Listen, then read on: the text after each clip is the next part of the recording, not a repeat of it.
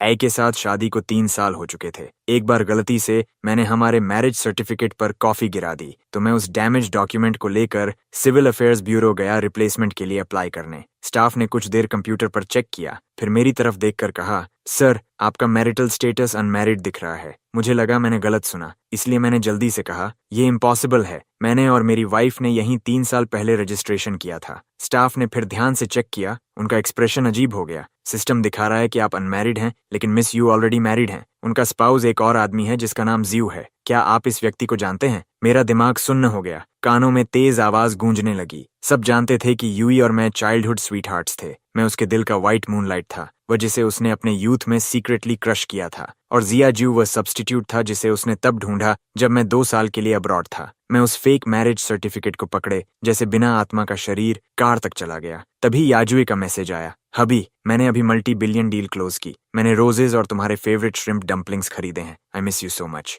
Do you miss मी? मैं उस message को देखता रहा, फिर अचानक हंस पड़ा, इतना कि आंखों से आंसू बहने लगे। पिछले 3 साल से वह हर दिन मुझसे पूछती थी कि क्या मैं उसे मिस करता हूँ, लेकिन सच्चाई यह थी कि वह पहले ही किसी और की लीगल वाइफ बन चुकी थी। मुझे याद आया जब हम छोटे थे, एक बार मुझे कोल्ड हो गया था और मैं किंडरगार्टन नहीं जा पाया। जब उसे पता चला, वह रो पड़ी और खुद भी स्कूल जाने से मना कर दिया, इंसिस्ट करते हुए कि वह घर पर रहकर मेरी देखभाल करेगी। कहती थी कि मेरे बिना उसे डर लगता है। मेरे 15th बर्थडे पर वह पूरी रात बारिश में नीचे खड़ी रही, सिर्फ मुझे सबसे पहले विश करने के लिए। 18 की एज सेरेमोनी पर फायरवर्क्स के नीचे उसने मुझे गले लगाया और कहा, लिनवान जब मैं 22 की हो जाऊंगी हम शादी करेंगे। मैंने कहा ओके। जब मैं पढ़ाई के लिए अब्रॉड गया, उसने मुझे लाल आंखों से गले लगाकर कहा, 2 साल, मैं तुम्हें सिर्फ 2 साल दे रही हूँ, टाइम पूरा होते ही मैं तुम्हें वापस ले आऊंगी। उन 2 सालों में हम लगभग हर दिन वीडियो कॉल करते थे। एक बार मैं थीसिस में बिजी था और 3 दिन कॉल नहीं उठा पाया। जब हमने फिर बात की, वह डिप्रेशन के कारण हॉस्पिटल में एडमिट थी। वीडियो में उसकी आंखें लाल थीं। उसने कहा, बेबी तुम्हारे बिना मैं जी नहीं सकती। जिस दिन मैं वापस आया, मैं उसे सरप्राइज देना चाहता था, लेकिन जब मैंने क्लब हाउस का दरवाजा खोला तो उसे एक ऐसे आदमी के साथ बैठे देखा जो 70% मेरी तरह दिखता था। मेरे हाथ का बुके जमीन पर गिर गया और मैं मुड़कर चला गया। वह घबराकर मेरे पीछे दौड़ी, बार बार एक्सप्लेन करती रही कि वह सिर्फ सब्स्टिट्यूट है और उनके बीच कुछ नहीं हुआ। आखिर में वह 3 दिन और 3 रात बारिश में खड़ी रही। हाई फीवर और निमोनिया हो गया और बेहोश हो गई। तभी मेरा दिल पिघला और मैंने उसे माफ कर दिया। शादी के बाद मैंने देखा कि उसका असिस्टेंट बदलकर जीयू हो गया था, वही सब्स्टिट्यूट। उसने एक्सप्लेन किया कि जीयू के पेरेंट्स की हेल्थ खराब थी। वह वापस आया और असिस्टेंट के इंटरव्यू में पास हो गया, इसीलिए उसे निकाल नहीं सकती थी। एक बार फिर मैंने सहन कर लिया और आखिर में मैं खुद ही मजाक बन गया। कार विला एरिया में पहुंच गई। मैंने सब कुछ सोच लिया था। जैसे ही मैं अंदर जाने वाला था, मैंने लिविंग रूम में यूई और उसकी फ्रेंड की बातचीत सुनी। फ्रेंड ने कहा, मैं अभी जू से हॉस्पिटल में मिलकर आई हूँ, वह ठीक है, बस कुछ स्क्रैचेस हैं, तुम निश्चिंत होकर घर पर लिन्युएन के साथ रह सकती हो। यूई ने भौहें सिकोड़ते हुए सिगरेट बुझा दी और कहा, मैंने कितनी बार कहा है मेरे घर में स्मोकिंग नहीं। लिनुआन को स्मोक की स्मेल पसंद नहीं है। फ्रेंड ने उसे टीज किया और पूछा कि अगर वह उसे सिर्फ सब्स्टिट्यूट मानती है तो जिया ज्यू से मैरिज रजिस्टर क्यों किया। ने कहा, तो क्या हुआ अगर नहीं मानती? पहले मैं सोचती थी कि वह सिर्फ सब्स्टिट्यूट है। लुआन के लौटने के बाद मुझे उसकी जरूरत नहीं होगी, लेकिन उसके जाने के बाद मैं लगभग हर रात उसके सपने देखती थी। इसलिए मैंने उसे असिस्टेंट बनाकर वापस बुलाया। मैं लिनुआन के बिना नहीं रह सकती, लेकिन शू को भी छोड़ नहीं सकती। लुआन खुलकर मेरा हस्बैंड हो सकता है, लेकिन जू सिर्फ शैडोज में रह सकता है। तो अगर मैं उसे एक टाइटल देकर कॉम्पेंसेट कर दूं तो क्या फर्क पड़ता है? फ्रेंड ने आह भरते हुए कहा कि उसे डर है कि मैं सच जान जाऊंगा। यूई ने मजबूती से कहा, तो उसे कभी पता मत चलने देना। मैं दरवाजे के बाहर खड़ा था। ऐसा लग रहा था जैसे मेरे शरीर का सारा खून जम गया हो। मैंने सोचा था कि मैं अंदर जाकर उसे सवाल करूंगा, लेकिन मैं मुंह तक नहीं खोल पाया। तो यह है एक्सट्रीम पेन, जैसे दिल को निकाल लिया गया हो, फिर भी वह धड़कता रहे। मुझे याद आया उसका घर से निकलने से पहले किस करना, उसका ड्रंक होने पर मुझ पर डिपेंड करना, मेरे हाथ गर्म करते हुए कही गई बातें। अब समझ आया कि यह सब झूठ था। मैं पहले सोचता था कि शायद उसके पास कुछ छुपी हुई परेशानियां होंगी। अब मुझे समझ आया कि वह एक ही समय में 2 लोगों से प्यार करती थी। क्या उसने नहीं कहा था कि उसे डर है कि मुझे सच पता चल जाएगा? तो अब मैं उसे दिखाऊंगा कि बिना पीछे देखे जाना क्या होता है। मैं मुड़ा और चला गया, 2 काम करते हुए। पहला, अपनी सारी डोमेस्टिक आइडेंटिटी इन्फॉर्मेशन कैंसिल करने के लिए अप्लाई किया। दूसरा, अपना नाम बदल दिया। स्टाफ ने कहा कि प्रक्रिया 2 हफ्तों में पूरी हो जाएगी। 2 हफ्तों में यूए मुझे फिर कभी नहीं ढूंढ पाएगी। जैसे ही मैं बाहर निकला, मेरा फोन लगातार वाइब्रेट करने लगा। यू के मिस्ड कॉल्स और मैसेजेस से भरा हुआ। मैंने उन्हें न देखा, न जवाब दिया। जब मैं घर पहुंचा तब तक पूरी तरह अंधेरा हो चुका था। इजुई ने मुझे देखा और दौड़ती हुई आई। उसकी आंखों में चिंता भरी हुई थी। हबी, तुम कहाँ गए थे? मैं घर आई और तुम नहीं मिले। मैं घंटों से इंतजार कर रही थी। मैंने लगभग पूरे शहर को उलट पलट दिया तुम्हें ढूंढने के लिए। उसकी चिंता बिल्कुल असली लग रही थी। मैंने उसे देखा। मेरा दिल जैसे किसी अदृश्य हाथ से दबाया जा रहा था।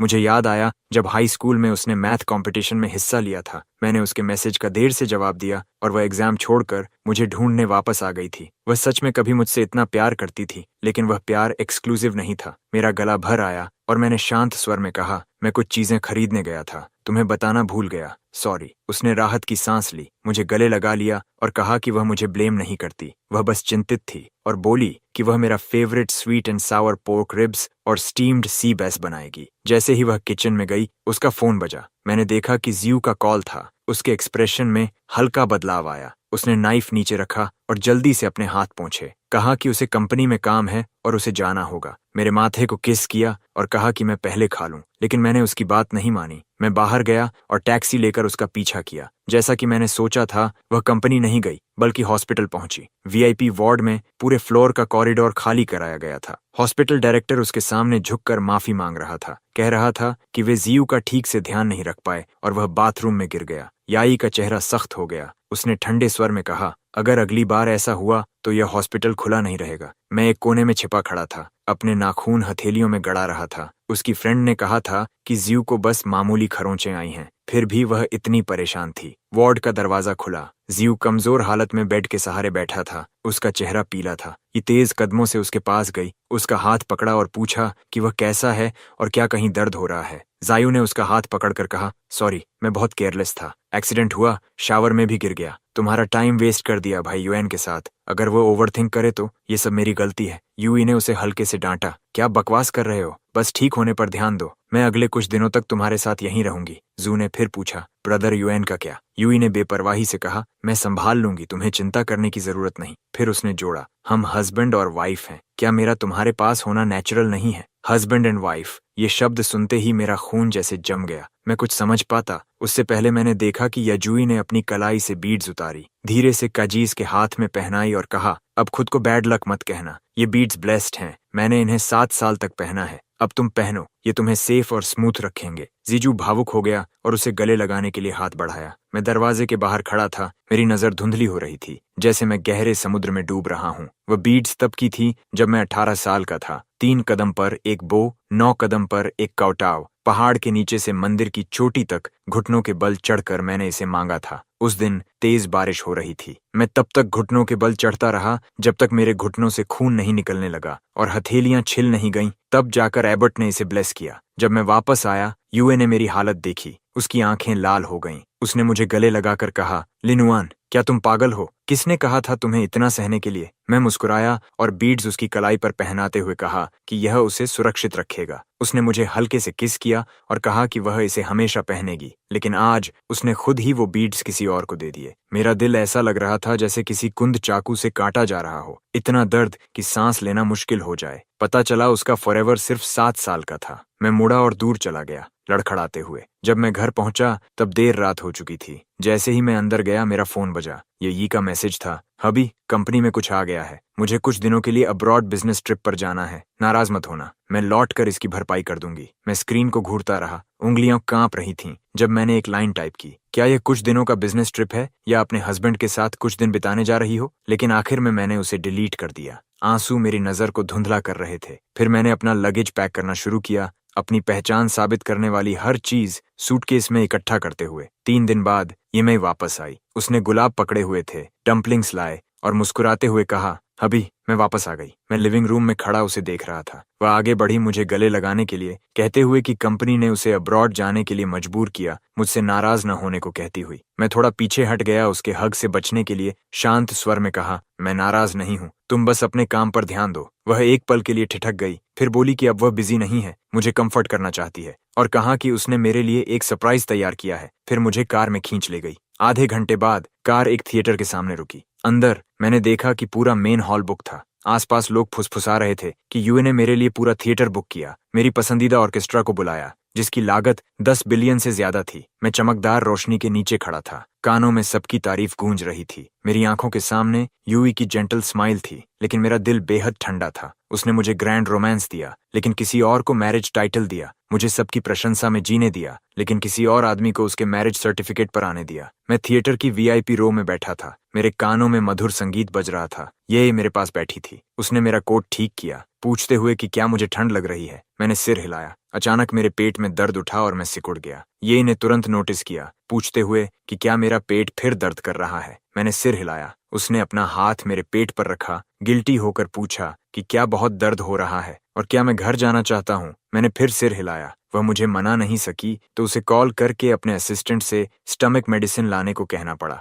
आधे घंटे बाद जियू आया। उसके हाथ में पेपर बैग था, बाल थोड़े गीले, चेहरा पीला था। उसने लिन फैन को कॉल किया। जियू ने समझाया कि असिस्टेंट लिन एक प्रोजेक्ट नेगोशिएट करने में बिजी थी। उसे डर था कि मैं बहुत दर्द में हूँ और यूजू मेरे इंतजार में एंग्शियस हो जाएगी, इसलिए वह खुद ले आया। यह भी जोड़ते हुए कि बाहर बारिश हो रही थी और वह अम्ब्रेला नहीं लाया, लेकिन उसने सामान को अच्छे से बचा कर रखा। यूई ने पेपर बैग लिया और मुझे देते हुए कहा, चलो मेरे साथ थोड़ा हॉट वाटर लेने चलो। मेडिसिन लेने के बाद मैं रेस्टरूम गया। जब मैं बाहर आया, मुझे यूई कहीं नहीं दिखी। जैसे ही मैं जाने वाला था, मुझे पास वाले रेस्टरूम से आवाजें सुनाई दी। मैं चेक करने गया और अंदर यूई और सायू को देखा। ये दृश्य देखकर मेरे अंदर एक चुभता हुआ दर्द उठा। मुझे हमारी पहली किस याद आई 18 साल की उम्र में। फायरवर्क्स के नीचे उसने सावधानी से पूछा था कि क्या वह मुझे किस कर सकती है। मैं शर्मा गया और सिर हिलाया। वह पंजों पर खड़ी हुई और मुझे धीरे से किस किया, जैसे किसी खजाने को संजो रही हो। मुझे हमारी पहली रात भी याद आई। मैंने खुद को रोका और सहा,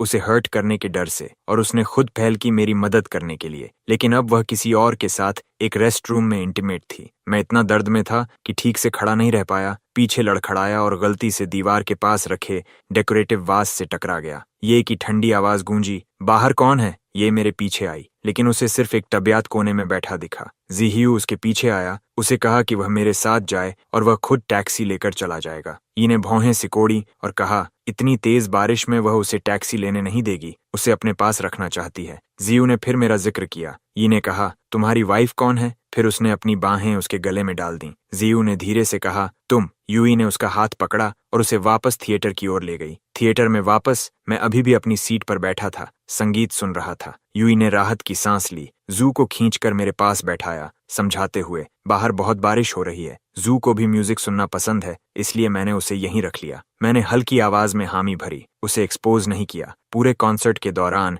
यूए मेरी बहुत ध्यान से देखभाल करती रही। पूछती रही कि क्या मुझे ठंड लग रही है, एयर कंडीशनिंग एडजस्ट करने में मदद करती रही। पूछती रही कि क्या मैं जल्दी घर जाकर आराम करना चाहता हूँ, लेकिन मुझे पता था उसका लेफ्ट हैंड जाजुस के साथ कसकर इंटरलेस्ड था। मुझे याद आया पहली बार जब हमने हाथ पकड़ा था, 16 साल की एक सर्द रात। वह दीवार चढ़कर मेरे घर के नीचे आई, अपना हाथ बढ़ाया, मुझसे उसे गर्म करने को कहा। मैं हंसा और उसे बेशर्म कहा, लेकिन फिर भी उसका हाथ पकड़ लिया। उसने कसकर पकड़ लिया, कभी छोड़ा नहीं। तब उसकी आंखों में सिर्फ मैं था। अब वह एक हाथ से मेरा और दूसरे से किसी और का हाथ पकड़े हुए है। एक आंसू अपने आप गिर पड़ा। यूए ने तुरंत नोटिस किया, अपनी उंगली से मेरे गाल को पोंछा, पूछा क्या हुआ। मैंने चुपचाप मुस्कुराते हुए कहा, म्यूजिक बहुत मूविंग है। यूई ने हल्की मुस्कान के साथ कहा, तुम सच में सेंटिमेंटल हो। कॉन्सर्ट खत्म हुआ। यूए ने मुझे जाने नहीं दिया। उसने लोगों से बहुत कीमती इंस्ट्रूमेंट्स का ढेर मंगवाया, कहते हुए मैंने कभी इन इंस्ट्रूमेंट्स की तारीफ की थी, इसलिए उसने सब खरीद ली। स्टाफ भी पास खड़ा था और कह रहा था कि उसने इन इंस्ट्रूमेंट्स को पाने के लिए बहुत मेहनत की।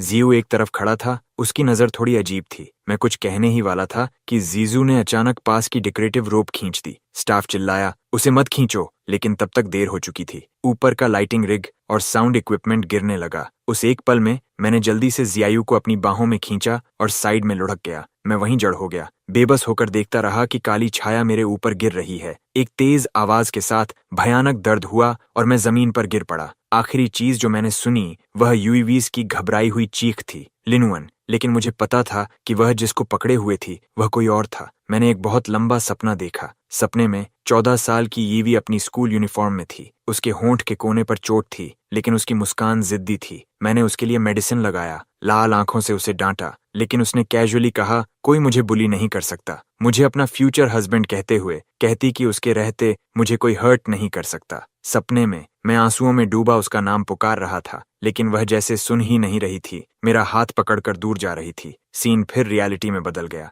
यूए ने जू को प्रोटेक्ट किया, मुझे कुचलने के लिए छोड़ दिया। ताज़ा खून ने मेरी नज़र को लाल कर दिया। मैं झटके से जाग गया। आंसू तकिए को भिगो रहे थे। संभलने से पहले मैंने हॉस्पिटल रूम में देखा, जू अपने चेहरे को ढके हुए पछतावे से कह रहा था, मैं क्या करूं? ये सब मेरी गलती है। मुझे वह रोप नहीं खींचनी चाहिए थी। अगर मैं नहीं खींचता, ब्रदर यूएन हर्ट नहीं होता। आप जो भी चाहें वह स्वीकार करेगा। यूई बेबस होकर उसके आंसू पूछ रही थी। सच? शीजू ने सिर हिलाया। मैं जिम्मेदारी लेना चाहता हूँ। यूई मुस्कुराई और उसे वाइफ कहने को कहा। जू हिचकिचाया, फिर धीरे से कहा, वाइफ। यूई ने उसका सिर थपथपाया, उसे अपनी बात सुनने को कहा। उसके पास इसे संभालने का तरीका है, उसे अब चिंता न करने को कहा। च्यू के जाने के बाद मैंने गलती से बेड साइड पर रखा पानी का ग्लास गिरा दिया। आवाज के साथ यूई मुड़ी और देखा कि मैं जाग गया हूँ। वह जल्दी से मेरे पास आई, चिंता से पूछने लगी कि मैं कैसा हूँ, कहीं दर्द तो नहीं, और मेरा हाथ पकड़कर अफसोस से कहा, मैंने उस समय पर्सन को गलत समझ लिया। मैंने आंखें बंद कर लीं, उसे एक्सपोज नहीं किया, बस धीरे से पूछा, जू कहाँ है? यीस का एक्सप्रेशन थोड़ा बदला, समझाते हुए। उसका मतलब नहीं था, मैंने उसे बहुत सख्ती से पनिश किया है। मुझे अभी का सीन याद आया, सोचते हुए कि क्या यही उसका पनिशमेंट है, लेकिन मैंने कुछ नहीं कहा। मैंने गुस्से में उसे क्वेश्चन नहीं किया, न ही चिल्लाकर आरोप लगाया। मैंने बस शांत स्वर में कहा, मुझे भूख लगी है। ये ठिठक गई। मेरी आंखों में देखते हुए आखिरकार समझ गई कि मेरे अंदर कुछ गलत है। एक ठहरे हुए पानी की तरह शांत मैंने फिर दोहराया, मुझे भूख लगी है। उसके विचारों को तोड़ते हुए वह बस हल्के से सिर हिला सकी। कहा कि वह मेरे लिए खाना लेने जाएगी। फिर कार कीज उठाई और जल्दी से बाहर चली गई। दरवाजा बंद होते ही मेरे आंसू अब और नहीं रुके और बहने लगे, लेकिन मैंने तुरंत उन्हें पोंछ दिया। मैंने खिड़की के बाहर देखा। सूरज तेज चमक रहा था, लेकिन वह मेरे दिल तक नहीं पहुंच पा रहा था। प्यार लोगों को पागल बना देता है, नफरत लोगों को छोड़ने नहीं देती और सीन क्रिएट करवाती है। लेकिन अब मेरे पास यी के लिए न प्यार बचा था न नफरत। ये ने अपना सारा काम छोड़ दिया। हॉस्पिटल में रहकर मेरी देखभाल की, एक कदम भी दूर नहीं गई। अपने हाथों से मुझे खाना खिलाया, मेरे लिए मेडिसिन लगाई। रात के बीच में चेक किया कि कहीं मैंने ब्लैंकेट तो नहीं हटा दिया, लेकिन मैं पूरे समय शांत रहा। जिस दिन मुझे डिस्चार्ज किया गया, यूए ने मेरे लिए एक ग्रैंड बैंक्वेट ऑर्गेनाइज किया, मेरी रिकवरी सेलिब्रेट करने के लिए। बैंक्वेट हॉल शानदार और भव्य था। शैंपेन टावर्स पहाड़ों जितनी ऊंची लगी थीं। गेस्ट सब एडमिरेशन से भरे हुए थे। कुछ कह रहे थे कि वह मुझे हद से ज्यादा स्पॉइल करती है, और गिफ्ट्स सब लिमिटेड एडिशंस थे, कुछ ऑक्शन से हाई प्राइस पर लाए गए थे। मैं भीड़ के बीच खड़ा था, मेरे चेहरे पर एक भी स्माइल नहीं थी। यूए मुझे एक कोने में ले गई, धीरे से पूछा, क्या मैं अभी भी नाराज हूँ? उसने कहा कि उस समय उसने सच में पर्सन को गलत समझ लिया था। मुझसे पूछा कि मुझे उसे माफ करने के लिए उसे क्या करना होगा। वह कुछ भी करने को तैयार थी। मैंने उसकी तरफ देखा, अचानक हंस पड़ा, कहा, ठीक है, एक्सू को फायर कर दो। याजू का एक्सप्रेशन थोड़ा बदल गया, उसकी टोन कुछ नरम हुई। कहा, जू की फैमिली सिचुएशन मुश्किल है, उसके पेरेंट्स बीमार हैं, इतना हार्टलेस होने की जरूरत नहीं। मैं उसे चुपचाप देखता रहा। अभी उसने कहा था कि वह कुछ भी करने को तैयार है, लेकिन जैसे ही बात जायू की आई, वह अपनी बात से मुकर गई। तभी उसका फोन बजा। ये जायू का कॉल था। फोन पर वह चिल्लाया, प्रेसिडेंट येई, मुझे बचाओ, किसी ने थग्स हायर किए हैं, वे कहते हैं कि वे मुझे मारना चाहते हैं। यी का एक्सप्रेशन अचानक बदल गया। उसने पूछा, वह कहाँ है? कॉल कट गया। उसने वापस कॉल किया, लेकिन कनेक्ट नहीं हुआ। उसकी आंखों में चिंता से शक आया, फिर दबा हुआ गुस्सा बन गया। उसने मुझसे पूछा, जियाओ कहाँ है? मेरा दिल कस गया। मैंने कांपती आवाज में पूछा, क्या तुम मुझ पर शक कर रही हो? वह कुछ पल चुप रही, बोली, ये बस इमरजेंसी सिचुएशन है। मैंने फिर पूछा, क्या तुम्हें लगता है मैंने किया? उसने फिर भी साफ जवाब नहीं दिया। मैं अचानक हंस पड़ा, लेकिन मेरी आंखों की गहराई बर्फ जैसी ठंडी थी। मैंने पूछा, तुम्हारा और शिव का रिश्ता आखिर है क्या? वह भौहें चढ़ाकर बोली, अभी यह लाइफ एंड डेथ का मामला है, मुझे जेलस मत बनो। मैंने धीरे से कहा, क्या तुम्हें लगता है ये जेलसी है? उसने गहरी सांस ली, धीरे से पूछा, क्या तुमने किया? मैंने उसे बीच में रोका, मजबूती से कहा, यह मैंने नहीं किया। मैं आखिरी बार कह रहा हूँ, मुझे नहीं पता वह कहाँ है, और मैंने किसी को उसे छूने के लिए नहीं भेजा। यीजुई पूरी तरह गुस्से में आ गई। उसने कहा, वह मुझे कभी जानती ही नहीं थी। फिर मेरा हाथ झटक दिया।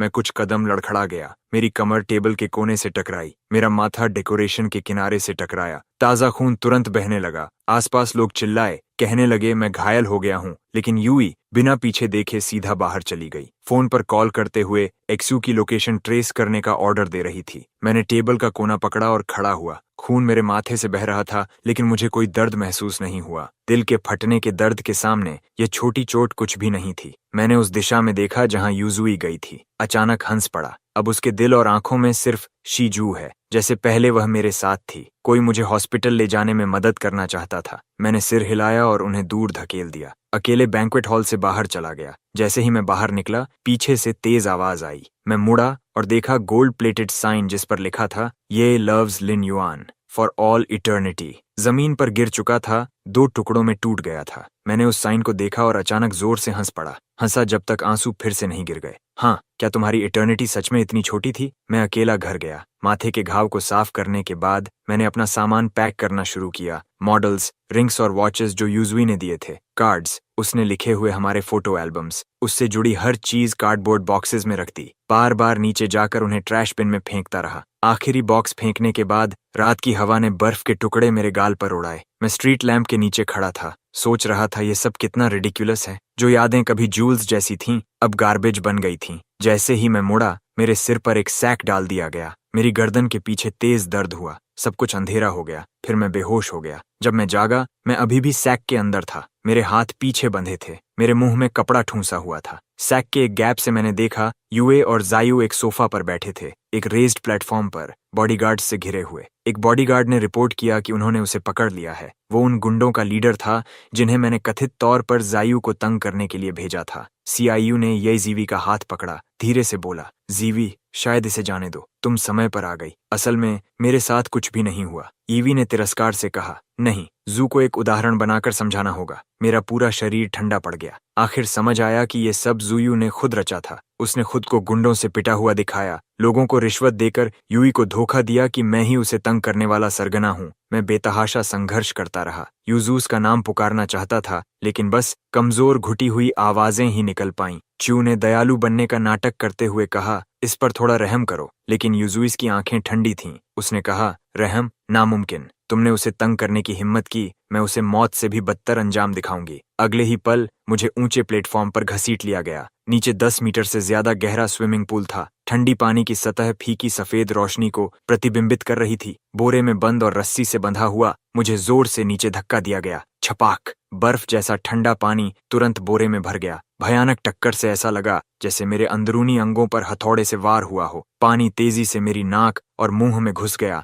मुझे घोंटते हुए जब तक सब अंधेरा नहीं हो गया। मेरे फेफड़े ऐसे लग रहे थे जैसे अनगिनत सुइयों से चुभ रहे हों। इतना दर्द कि मैं खुद ब खुद सिकुड़ गया। बचाओ, मदद करो! मेरी कमजोर पुकार पानी में डूब गई। बोरा पानी सोख कर और भारी होता गया, जैसे शीशे का बोझ मुझे नीचे खींच रहा हो। मैंने पूरी ताकत से संघर्ष किया, लेकिन रस्सी और कसती गई। मुझे लगभग दम घुटने तक जकड़ लिया। तभी जब मेरी चेतना धुंधली पड़ रही थी, अचानक रस्सी खींची गई। मुझे बेरहमी से पानी से बाहर घसीटा गया। खांसी, खांसी। मैं जोर से खांसने लगा। मेरे फेफड़ों से निकला पानी खून के साथ मिलकर बाहर उछला। सांस संभालने का मौका भी नहीं मिला था कि मुझे फिर से नीचे धक्का दिया गया। 1 बार, 2 बार, 3 बार। हर गिरावट बर्फीली गुफा में गिरने जैसी थी। हर बार ऊपर खींचना, जैसे जिंदा चमड़ी उधेड़ना। बार बार ये एक जीवित नरक था। मेरी चेतना धुंधली होती जा रही थी। कानों में बस भनभनाहट रह गई थी। मेरे फेफड़े जल रहे थे जैसे अगले ही पल फट जाएंगे। मुझे नहीं पता कितनी बार मुझे ऊपर खींचा गया। जियू आखिर सहन नहीं कर पाया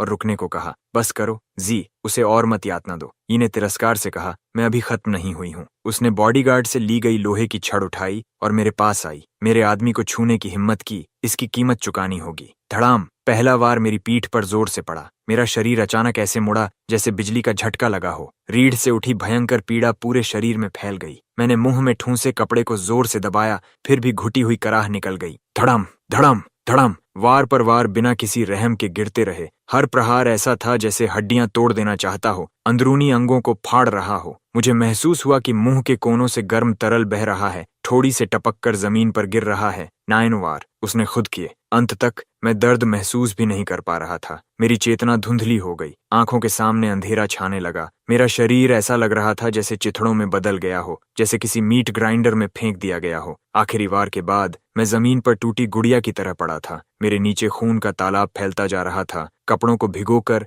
जमीन को लाल कर रहा था। उसने अपने चमकदार लेदर के जूते उठाए और मेरी उंगलियों पर जोर से रख दिए। उंगलियों की हड्डियां टूटने की आवाज साफ सुनाई दी। मैं दर्द से कांप उठा, लेकिन चीख भी नहीं निकाल पाया। तभी यीवी संतुष्ट होकर अपना पैर हटाया। वो मुड़ी और जियू की बाहों में झुक गई। उसकी लंबी उंगलियां उसके बालों को सहला रही थीं। तुम अभी ऐसे थीं, क्या मैंने तुम्हें डरा दिया? सब ठीक है, अब खत्म हो गया, अब कोई तुम्हें परेशान नहीं करेगा। उसने बॉडीगार्ड को हाथ हिलाकर जैसे कचरा हटाने को कहा। इसे वापस फेंक दो। इतना कहकर वो जियू को लेकर बिना पीछे देखे चली गई। उसके हाई हील्स खून के तालाब में चलते हुए चिपचिपी आवाज कर रहे थे। मेरे मुंह में ठूंसा हुआ कपड़ा आखिर ढीला हो गया। मैंने अपनी आखिरी ताकत से उसकी नाम को भर्राई आवाज में पुकारा। ये आवाज हवा में टिमटिमाती मोमबत्ती जैसी कमजोर थी, लेकिन उसने मेरी सारी बची हुई ताकत खत्म कर दी। उसके कदम अचानक रुक गए, लेकिन उसी पल जियू बेहोश होकर उसके कंधे पर झुक गया, उसकी कमर पकड़ ली। जीवी, अचानक मेरा सिर बहुत दर्द कर रहा है। ये ने तुरंत अपनी नजर हटा ली। अभी की उस झलक को नजरअंदाज करते हुए घबराकर उसका हाथ थाम लिया।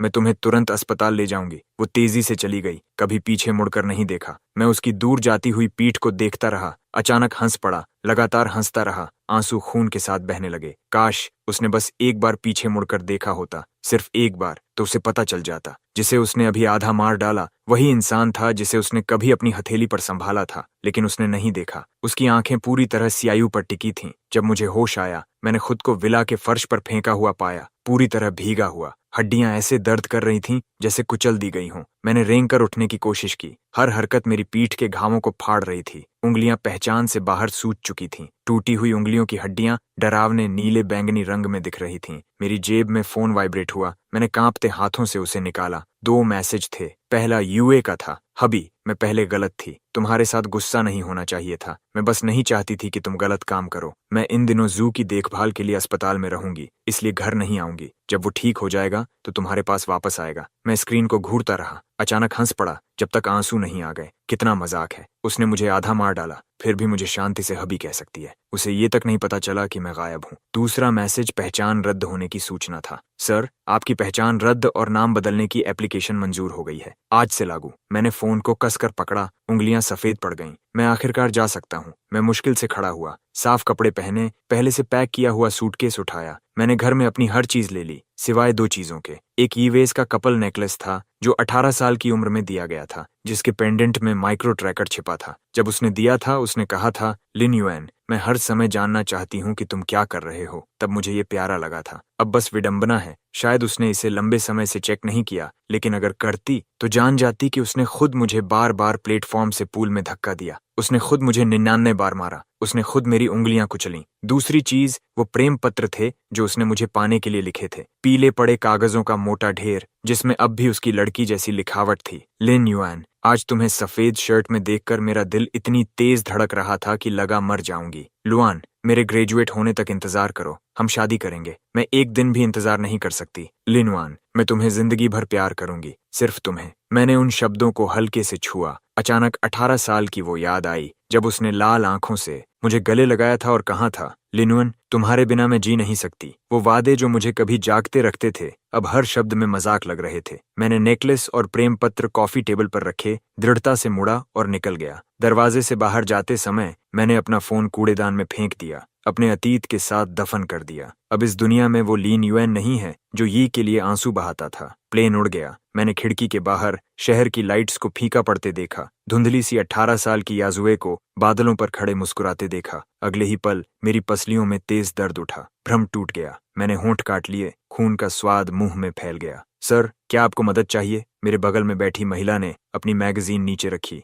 मेरे माथे पर ठंडे पसीने को देखकर मैंने सिर हिलाया, चेहरा स्कार्फ में और छुपा लिया। स्कार्फ में अब भी बेसमेंट की सीलन भरी गंध थी, एक सस्ती चीज जो मैंने एयरपोर्ट के वॉशरूम से खरीदी थी। मैं ठीक हूँ। मेरी आवाज धीमी थी, बस थोड़ा चक्कर है। लिंडसे ने इस अजीब से युवक को गौर से देखा। उसने एक बड़ा सा कैमल ट्रेंच कोट पहना था। बाएं हाथ की रिंग फिंगर पर लंबे समय तक अंगूठी पहनने का निशान था। उसका दाहिना हाथ भयानक तरीके से मुड़ा हुआ था। सबसे बेचैन करने वाली बात यह थी कि 26 डीजी के केबिन में भी वो अनजाने में कांप रहा था। मैं एक डॉक्टर हूँ। लिंशी ने एक टिश्यू आगे बढ़ाया। तुम बहुत खराब दिख रहे हो। मैंने टिश्यू लिया, लेकिन इस्तेमाल नहीं किया। मैं कोई निशान नहीं छोड़ सकता था, खासकर अब। लेकिन जैसे ही प्लेन लैंड होगा, यूए मुझे नहीं ढूंढ पाएगी, चाहे वो दुनिया उलट पुलट कर दे। तभी अचानक मेरे पेट से तेज दर्द उठा। मेरी नजर अंधेरी हो गई। मुझे महसूस हुआ कि गर्म तरल मेरी नाक से बह रहा है। मैंने छूने के लिए हाथ उठाया, लेकिन चमकीले लाल खून से चिपचिपा एहसास हुआ। लिंडसी ने अपनी सीट बेल्ट खोल दी। फ्लाइट अटेंडेंट,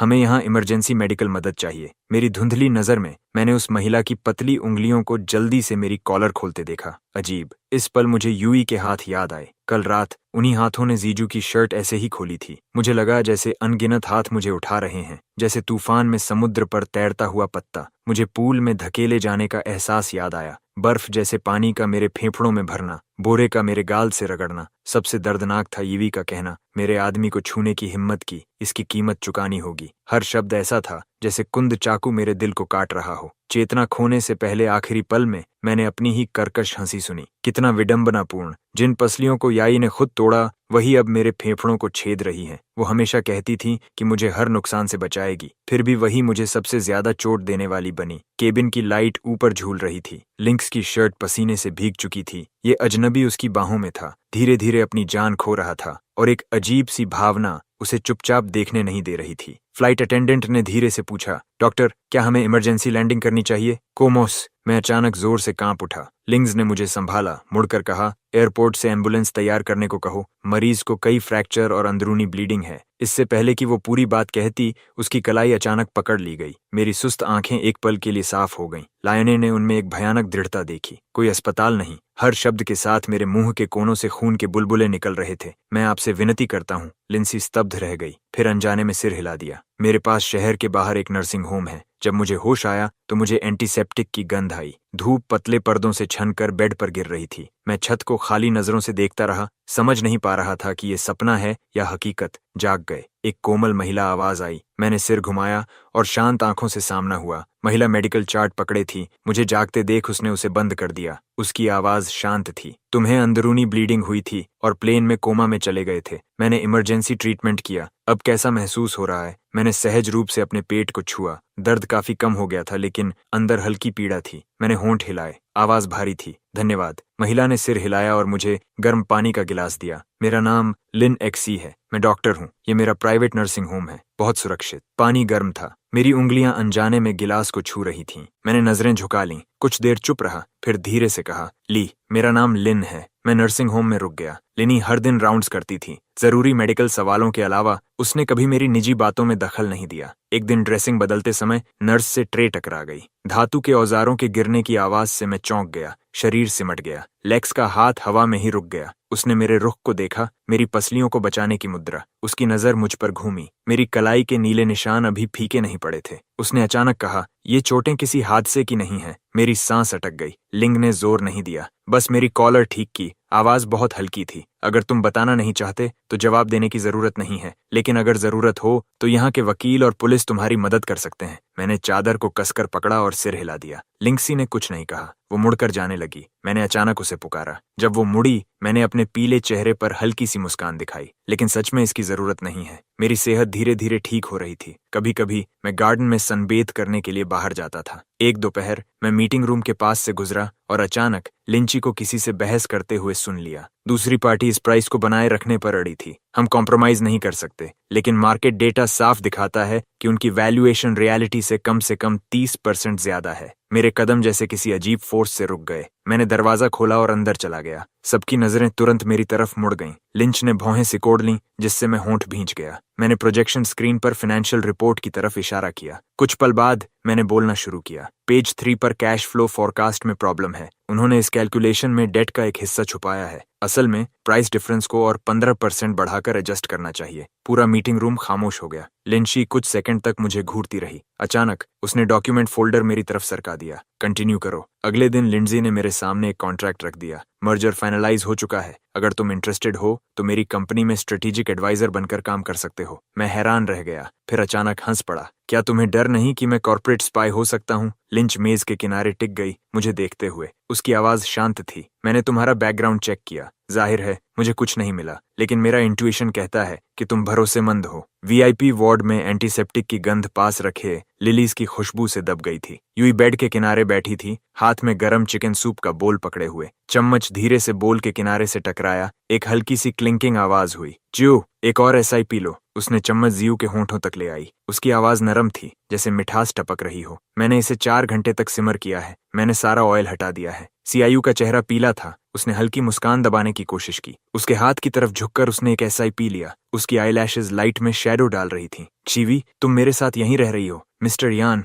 उन्हें कोई प्रॉब्लम नहीं होगी? ने उसे बीच में ही रोक दिया। उसकी आवाज मजबूत थी, जैसे खुद को ही कन्विंस कर रही हो। लिनवान हमेशा इतना अंडरस्टैंडिंग रहता है, लेकिन जब उसने बोल नीचे रखा तो उसका बॉटम ग्लास कॉफी टेबल से टकराया। एक शार्प डिंग की आवाज हुई। ये आवाज जैसे एक कांटे की तरह थी, जो अचानक उसके सिर में चुभ गई। 3 दिन हो चुके थे। 3 दिन से मेरी कोई खबर नहीं थी। उसने अपना फोन निकाला। लॉक स्क्रीन जल उठी, जिसमें मेरा शांत सोता हुआ चेहरा दिख रहा था। 5:13 PM। हबी, तुम थोड़ी देर से घर आओगे। 10:47 PM। क्या तुम अभी भी नाराज हो? अगले दिन 9:15 AM। लिनवन, फोन उठाओ। आखिरी मैसेज आज सुबह पर रुक गया था। Green chat bubble chat box के ऊपर अकेला लटक रहा था। वो अचानक खड़ी हो गई। मैं बाहर कॉल करने जा रही हूँ। इमरजेंसी एग्जिट कॉरिडोर के आखिर में था। वहां उसने तीसरी बार कॉल बटन दबाया। एक मैकेनिकल फीमेल वॉइस चाइनीज और इंग्लिश में दोहराई, the subscriber is currently unavailable. ये आवाज खाली स्टेयरवेल में गूंज रही थी, डरावनी लग रही थी। उसने फिर अपने असिस्टेंट को कॉल किया, श्याओ चेन, अभी विला जाओ। वह एक पल के लिए रुकी। मेरी लोकेशन चेक करने की बात नहीं की, सिर्फ विला की सिक्योरिटी स्टेटस चेक करने को कहा। करीब आधे घंटे बाद असिस्टेंट का मैसेज आया, डायरेक्टर, ये विला सिक्योरिटी सिस्टम नॉर्मल दिखा रहा है, बस किचन वेस्ट डिस्पोजल 3 दिन से नहीं चला है। स्मार्ट होम लॉग्स दिखाते हैं कि आखिरी यूसेज उसी दिन था जब आप घर से निकली थीं। उसने सांस रोक ली। मैं बहुत नीट फ्रीक हूँ। किचन वेस्ट कभी भी ओवरनाइट नहीं छोड़ती। फिंगरप्रिंट लॉक ने एक जाना पहचाना बीप किया। हॉलवे की सेंसर लाइट जल गई, लेकिन उसकी आंखों के सामने सिर्फ घना अंधेरा था। कोई लाइट ऑन नहीं थी। जैसे ही दरवाजा खुला, विला पूरी तरह खामोश था। लिन युआन, उसकी आवाज गूंज उठी। ऊंची सीलिंग वाले लिविंग रूम में कोई जवाब नहीं आया। हवा में रोजेस की हल्की खुशबू पूरी तरह गायब हो चुकी थी। उसकी जगह एक ठंडी खालीपन की फीलिंग थी। वह मास्टर बेडरूम के दरवाजे के सामने खड़ी थी। उसकी हार्ट बीट अचानक तेज हो गई। उसके अंदर पैनिक की लहर उठी। उसने धीरे धीरे दरवाजा खोला। उसके सामने का दृश्य देखकर उसकी आंखें अनजाने में फैल गईं। वार्डरोब पूरी तरह खुली हुई थी। मेरे कपड़ों का एक भी टुकड़ा बाकी नहीं था। ड्रेसिंग टेबल से मेरा कलोन और वो सनग्लासेस भी गायब थे जो मैं हमेशा पहनता था। नाइट स्टैंड पर रखी हमारी फोटो भी गायब थी। सिर्फ खाली फ्रेम बचा था। उसका दिल कस गया। वह जल्दी से स्टडी की तरफ बढ़ी। ड्रॉर खोला। Passport, ID card, bank cards, मेरी मौजूदगी साबित करने वाली हर चीज गायब थी। सिर्फ 2 चीजें टी टेबल पर शांत पड़ी थीं, एक नेकलेस और पीले पड़े लव लेटर्स का एक स्टैक। वह कांपते हाथों से नेकलेस उठाने लगी। ये वही गिफ्ट था जो उसने मुझे मेरे 18th बर्थडे पर दिया था। इतने सालों तक मैंने इसे कभी नहीं उतारा। अब जब मैं बिना किसी निशान के गायब हो गया था, नेकलेस अकेला यहीं छोड़ दिया गया था। वह सबसे बुरी संभावना पर यकीन करने की हिम्मत नहीं कर पा रही थी। उसने फोन निकाला और फिर असिस्टेंट को कॉल किया, तुरंत उसकी वेयरअबाउट्स पता करो, हर कनेक्शन इस्तेमाल करो, अगर 3 FT जमीन खोदनी पड़े तो भी उसे ढूंढो। दूसरी तरफ से तुरंत जवाब आया। उसके कानों में सिर्फ कीबोर्ड टाइपिंग की आवाज गूंज रही थी। उसने कभी समय को इतना धीरे गुजरते महसूस नहीं किया था। कुछ देर बाद असिस्टेंट की हिचकिचाती आवाज आई, डायरेक्टर, ये मिस्टर लिन की पर्सनल इन्फॉर्मेशन कैंसिल कर दी गई है। Information cancelled?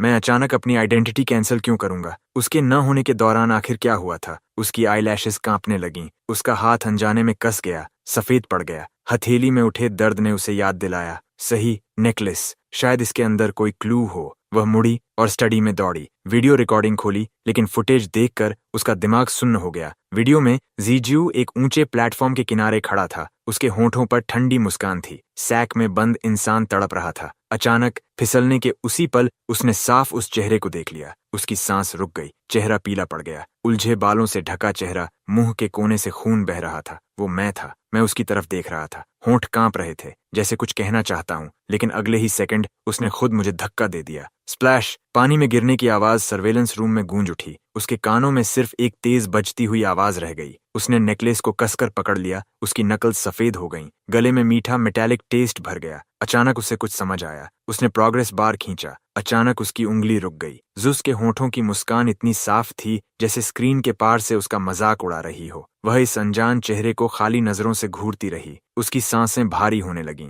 तभी फोन फिर बजा। डायरेक्टर, ये हॉस्पिटल। असिस्टेंट की आवाज आई। लेकिन उसने बेरहमी से काट दिया। कार तैयार करो। उसकी आवाज इतनी बैठी हुई थी कि पहचान में नहीं आ रही थी। मैं अभी वहां जा रही हूँ। टायर्स सड़क पर चीखते हुए घिसे। चिंता मत करो, वो ट्रेस नहीं कर पाएगी। उस घटिया आदमी के मेडिकल रिकॉर्ड्स मैंने बहुत पहले नष्ट कर दिए थे। विला के सर्वेलेंस कैमरास भी साफ कर दिए गए थे। किसने कहा था उसे अपनी औकात भूलने को? यही सजा है। हर शब्द झर में डूबी सुई की तरह था, जो उसकी आखिरी झूठी उम्मीद को हजार टुकड़ों में चुभ रहा था। हॉस्पिटल रूम का दरवाजा धक्का देकर खोला गया। वह दरवाजे पर खड़ी थी। उसका चेहरा डरावना अंधेरा लिए था। जियू का फोन जमीन पर गिर गया। सीवी, उसकी आवाज हल्की कांपी। याई की आवाज गहरी और भारी थी, जैसे नरक से निकल रही हो। तुम्हें पता था वो लिन युएन था। जियू का चेहरा तुरंत सफेद पड़ गया। उसकी उंगलियां बेडशीट कसकर पकड़ लीं। मुझे नहीं पता तुम क्या कह रही हो। सैक में जो इंसान था, ये ने उसका रिस्ट इतनी ताकत से पकड़ा जैसे हड्डियां तोड़ देगी। जाया की आंखों में तुरंत आंसू भर आए।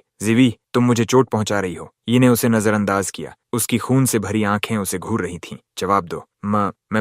मैं तुमसे बहुत प्यार करता हूँ। उसकी डरी हुई आवाज टूट गई। मुझे डर था कि वो तुम्हें मुझसे दूर ले जाएगा। मेरे पास कोई और रास्ता नहीं था। यूई ने घृणा से उसे देखा। उसका हाथ ऐसे छोड़ा जैसे कोई गंदी चीज छू ली हो। उसकी नजर बेड साइड टेबल पर रखे फ्रूट नाइफ पर गई। ब्लेड की ठंडी चमक में उसका टूटा हुआ चेहरा दिख रहा था, और साथ ही जीजू की डरी हुई आंखें भी साफ नजर आ रही थीं। तुम नहीं कर सकती। जू घबराकर पीछे हट गया। आईवी स्टैंड गिरकर जमीन पर टकराया। ईवी के ऑफिस जैसी ठंडी सफेद रोशनी में सब कुछ सन्नाटा बन गया। खुले हुए डॉक्यूमेंट्स उसके सामने बिखरे पड़े थे, जिनमें जाजू के मुझे और उसके बीच दरार डालने के सबूत भी शामिल थे। प्राइवेट इन्वेस्टिगेटर्स द्वारा भेजे गए डॉक्यूमेंट्स भी थे। फोटोज, रिकॉर्डिंग्स, ट्रांसफर हिस्ट्री, यहाँ तक कि उन थग्स की गवाही भी। मिस्टर जी ने हमें हायर किया था। कहा था कि ये सिर्फ एक्टिंग है। हमें अच्छा पेमेंट दिया। उसने कहा था कि हमें बस प्रिटेंड करना है उसे मारने का। असल में उसे छूने का इरादा नहीं था। उसने कहा था कि बस डायरेक्टर येई को यकीन हो जाए तो बाद में बोनस मिलेगा। यू के हाथ सफेद पड़ गए। उसकी आंखों में अंधेरा घूमने लगा। शुरू से अंत तक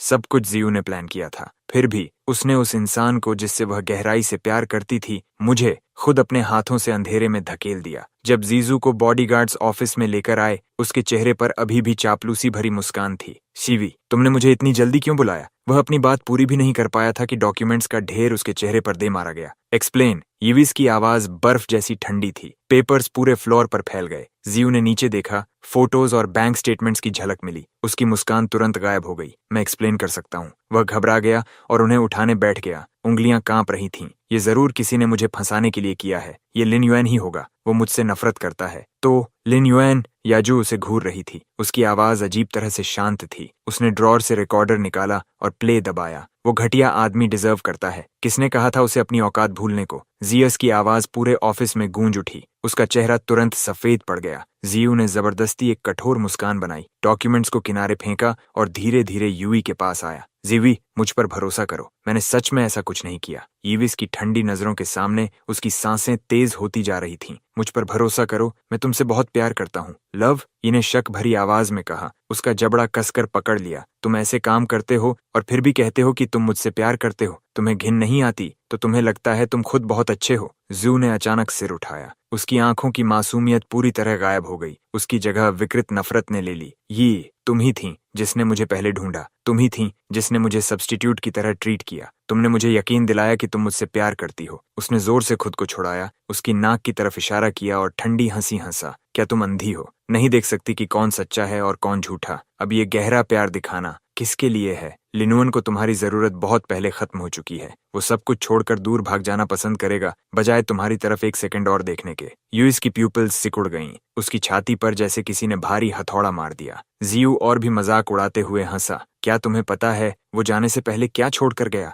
वो नेकलेस तुम्हारा दिया हुआ गिफ्ट था, सही? तुमने उसके अंदर की कैमरा फुटेज देख ली है ना? हर बार तुम्हारे अपने हाथों से नहीं हुआ था। कुछ सेकंड के लिए हवा पूरी तरह शांत हो गई। वो अचानक हंस पड़ी। वह आराम से खड़ी हुई, जिगू के पास गई, पंजों के बल खड़ी होकर उसके चेहरे को छूने लगी। उसके मूवमेंट्स किसी लवर की तरह जेंटल थे, लेकिन उसकी आंखें डरावनी ठंडी थीं। तुम सही हो, मैं अंधी थी, उसने फुसफुसाया। तो अब गलती सुधारने का समय है। जीजू कुछ समझ पाता उससे पहले ऑफिस का दरवाजा फिर खुला। 2 बॉडीगार्ड सीधे उसके पास आए और उसे खुरदुरी रस्सियों से कसकर बांध दिया। सायस की आंखें फैल गईं। वह जोर से जमीन पर गिरते गिरते बचा। नहीं, तुम मेरे साथ ऐसा नहीं कर सकती। मैं वो पैसे लौटा सकता हूँ। यूई पीछे हटी। उसे बिना किसी भाव के देखती रही जब उसके हाथ बांधे जा रहे थे। क्या तुम्हें लगता है मुझे उस थोड़े से पैसे की परवाह है? वह उसके कान के पास झुकी। उसकी आवाज सांप के जहर जैसी धीमी थी। मैं तुम्हें ये एहसास कराना चाहती हूँ कि मौत से भी बदतर क्या होता है। ये मेंटल हॉस्पिटल के कॉरिडोर में खड़ी थी। ठंडी सफेद रोशनी उसकी परछाई को लंबा कर रही थी। उसने फाइल फोल्डर कसकर पकड़ रखा था जिसमें ज्यूस के सालों पुराने क्राइम्स दर्ज थे। पब्लिक फंड्स का एम्बेजलमेंट,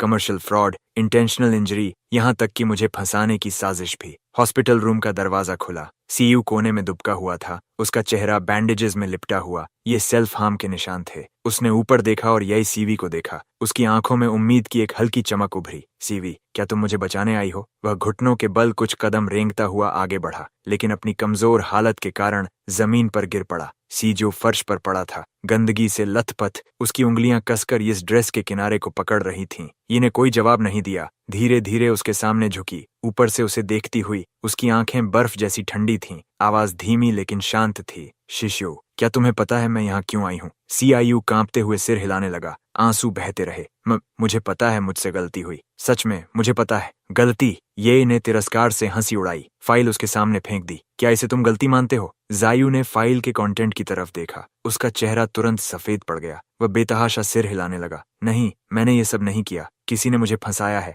जी, मुझ पर भरोसा करो। फ्रेमिंग, यूई। वह झुकी और उसका चिन्ह इतनी ताकत से पकड़ा कि हड्डियां टूटने वाली थीं। क्या तुम्हें लगता है मैं अभी भी तुम्हारे बहाने मानूंगी? उसने छोड़ दिया, हैंडकरचिफ निकाला और घृणा भरे चेहरे से अपने हाथ पोंछे। इस हरकत ने शिव की आंखों में चुभन पैदा कर दी। उसकी प्यूपिल्स अचानक सिकुड़ गईं। वह ई पर झपटा, लेकिन उसने उसे लात मारकर दूर फेंक दिया। वह फिर से जमीन पर गिर गया, पागलों की तरह चिल्लाने लगा। इजी, तुम मेरे साथ ऐसा नहीं कर सकती। मैं तुमसे बहुत प्यार करता हूँ। मैंने ये सब तुम्हारे लिए किया। मेरे लिए? इजी की नजर पूरी तरह ठंडी थी। तुमने ये सब अपने सेल्फिश डिजायर्स के लिए किया। लिन युएन और मेरे बीच जो कुछ था उसे बर्बाद कर दिया। ये मेरे लिए था, तो अब मेरी बारी है तुम्हारे लिए कुछ करने की। वह मुड़ी और दरवाजे पर खड़े डॉक्टर को इशारा किया। आज से मैं खुद उसके ट्रीटमेंट प्लान तय करूंगी। डॉक्टर ने सम्मान से नया मेडिकल रिकॉर्ड पेश किया। ने पहला पेज खोला। उस पर लिखा था, पेशेंट 0487 के लिए treatment regiment, electroconvulsive therapy, controlled medication, life time confinement. जो बेतहाशा तड़पने लगा।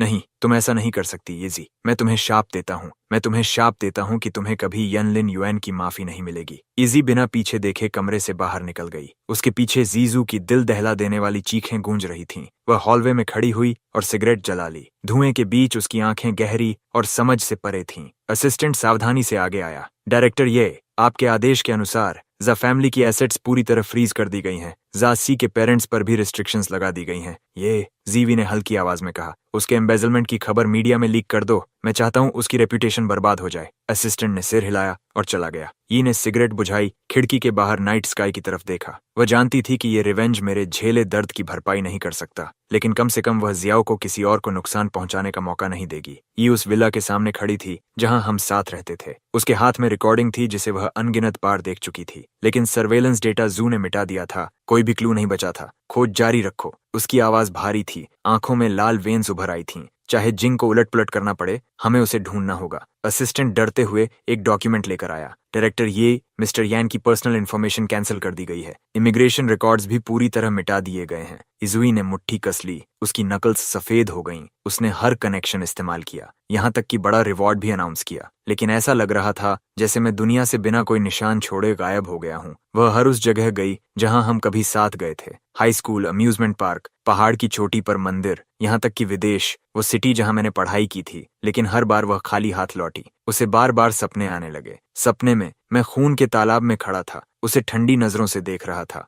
तुमने खुद मुझे नरक में धकेला। जब वह झटके से उठी, ठंडा पसीना उसकी नाइट गाउन को भिगो चुका था। उसका दिल ऐसे दर्द कर रहा था जैसे किसी ने उसे जिंदा चीर दिया हो। ने सर्च और बढ़ा दी। उसने कंपनी के काम तक नजरअंदाज कर दिए। वह एक कंट्री से दूसरी कंट्री उड़ती रही, उस फेमिलियर सिलुएट को ढूंढने की उम्मीद में। 3 महीने बाद मैं एक कॉर्नर कैफे में खड़ा था, याजी को दूर से देख रहा था। वह एवेन्यू मॉन्टेन पर एक लग्जरी शॉप की विंडो में वेडिंग ड्रेस को खाली नजरों से देख रही थी। मैंने कभी कहा था, मुझे सिंपल वेडिंग पसंद है। नो लेस, नो डायमंड्स, सिर्फ सबसे प्योर व्हाइट। वह खुद पर हल्का सा मुस्कुराई। वो अतीत अब समुद्री झाग की तरह बिखर चुका था। अब उसे ये भी नहीं पता था कि मैं कहाँ हूँ। अचानक उसकी नजर के कोने से उसे एक जाना पहचाना सा फिगर दिखा। छोटे सुनहरे बाल, लंबा कद, चलने का तरीका बिल्कुल वैसा जैसा उसके सपनों में उस आदमी का था। उसका दिल कस गया। लगभग इंस्टिंक्ट से वह उसके पीछे दौड़ी। यान लेन यूएन। वह आदमी पीछे मुड़कर नहीं देखा, बस आगे चलता रहा। उसने अपनी रफ्तार तेज की, उसका रिस्ट पकड़ने के लिए हाथ बढ़ाया, लेकिन उसी पल एक काली कार उसके सामने आकर रुकी। कार का दरवाजा खुला। एक पर्पल टाइट ड्रेस पहने वुमन ने उसे गले लगा लिया। पंजों के बल खड़ी होकर उसके कान में कुछ फुसफुसाई, जिससे वह हल्का सा हंस पड़ा। उसका साइड प्रोफाइल दिखा। वह एक पूरी तरह अजनबी चेहरा था।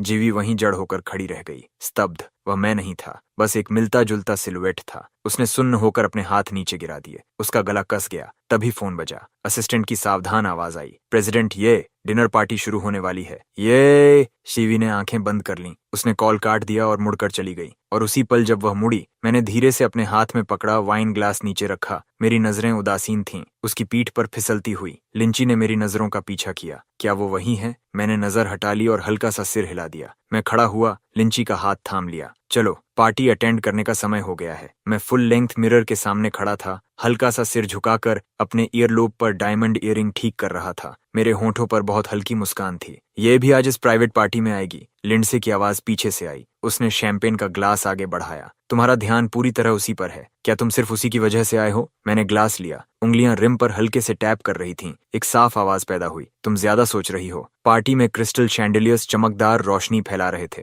मैं शैंपेन पकड़े यूरोपियन कंग्लोमरेट्स के रिप्रेजेंटेटिव्स के साथ कैजुअली बात कर रहा था। मेरी फ्लुएंट फ्रेंच और शार्प बिजनेस इनसाइट्स ने मुझे अटेंशन का सेंटर बना दिया। जब ये हॉल में दाखिल हुई, उसकी नजरें अनजाने में मेरी पीठ पर टिक गईं। मेरे जेस्चर्स में वही परिचित तीखापन था। उसने हल्का सा भौहें सिकोड़ी। जैसे ही वह आगे बढ़ने वाली थी, मैं मुड़ा और उसके कंधे से हल्का सा टकराकर निकल गया। उस पल उसे मे रोजेस की बहुत हल्की खुशबू आई। ये अचानक मुड़ी, लेकिन मेरा फिगर भीड़ में गायब हो चुका था। अभी जो जेंटलमैन था वो कौन था? उसने एक वेटर को रोका। उसकी आवाज तन गई थी। वेटर मुस्कुराया और बोला, वो मिस्टर लिन है, इमर्जिंग इन्वेस्टमेंट फर्म ली के फाउंडर। या इसकी प्यूपिल्स अचानक सिकुड़ गईं। लाए, ये तो साफ लिंग यूएन का अब्रीविएशन है। वह यकीन नहीं कर पा रही थी, लेकिन फिर भी उम्मीद रोक नहीं पा रही थी कि मैं वापस आ गया हूँ। ये लिंशी थी, जिसने तीसरी बार आईआईए ग्रुप में मेरी असामान्य रुचि नोटिस की। वह स्टडी डोर पर खड़ी थी, मेरी ऊंची पीठ को देख रही थी, जो डेस्क लैंप के नीचे सीधी और तन गई थी। मेरे हाथ में पेन पेपर पर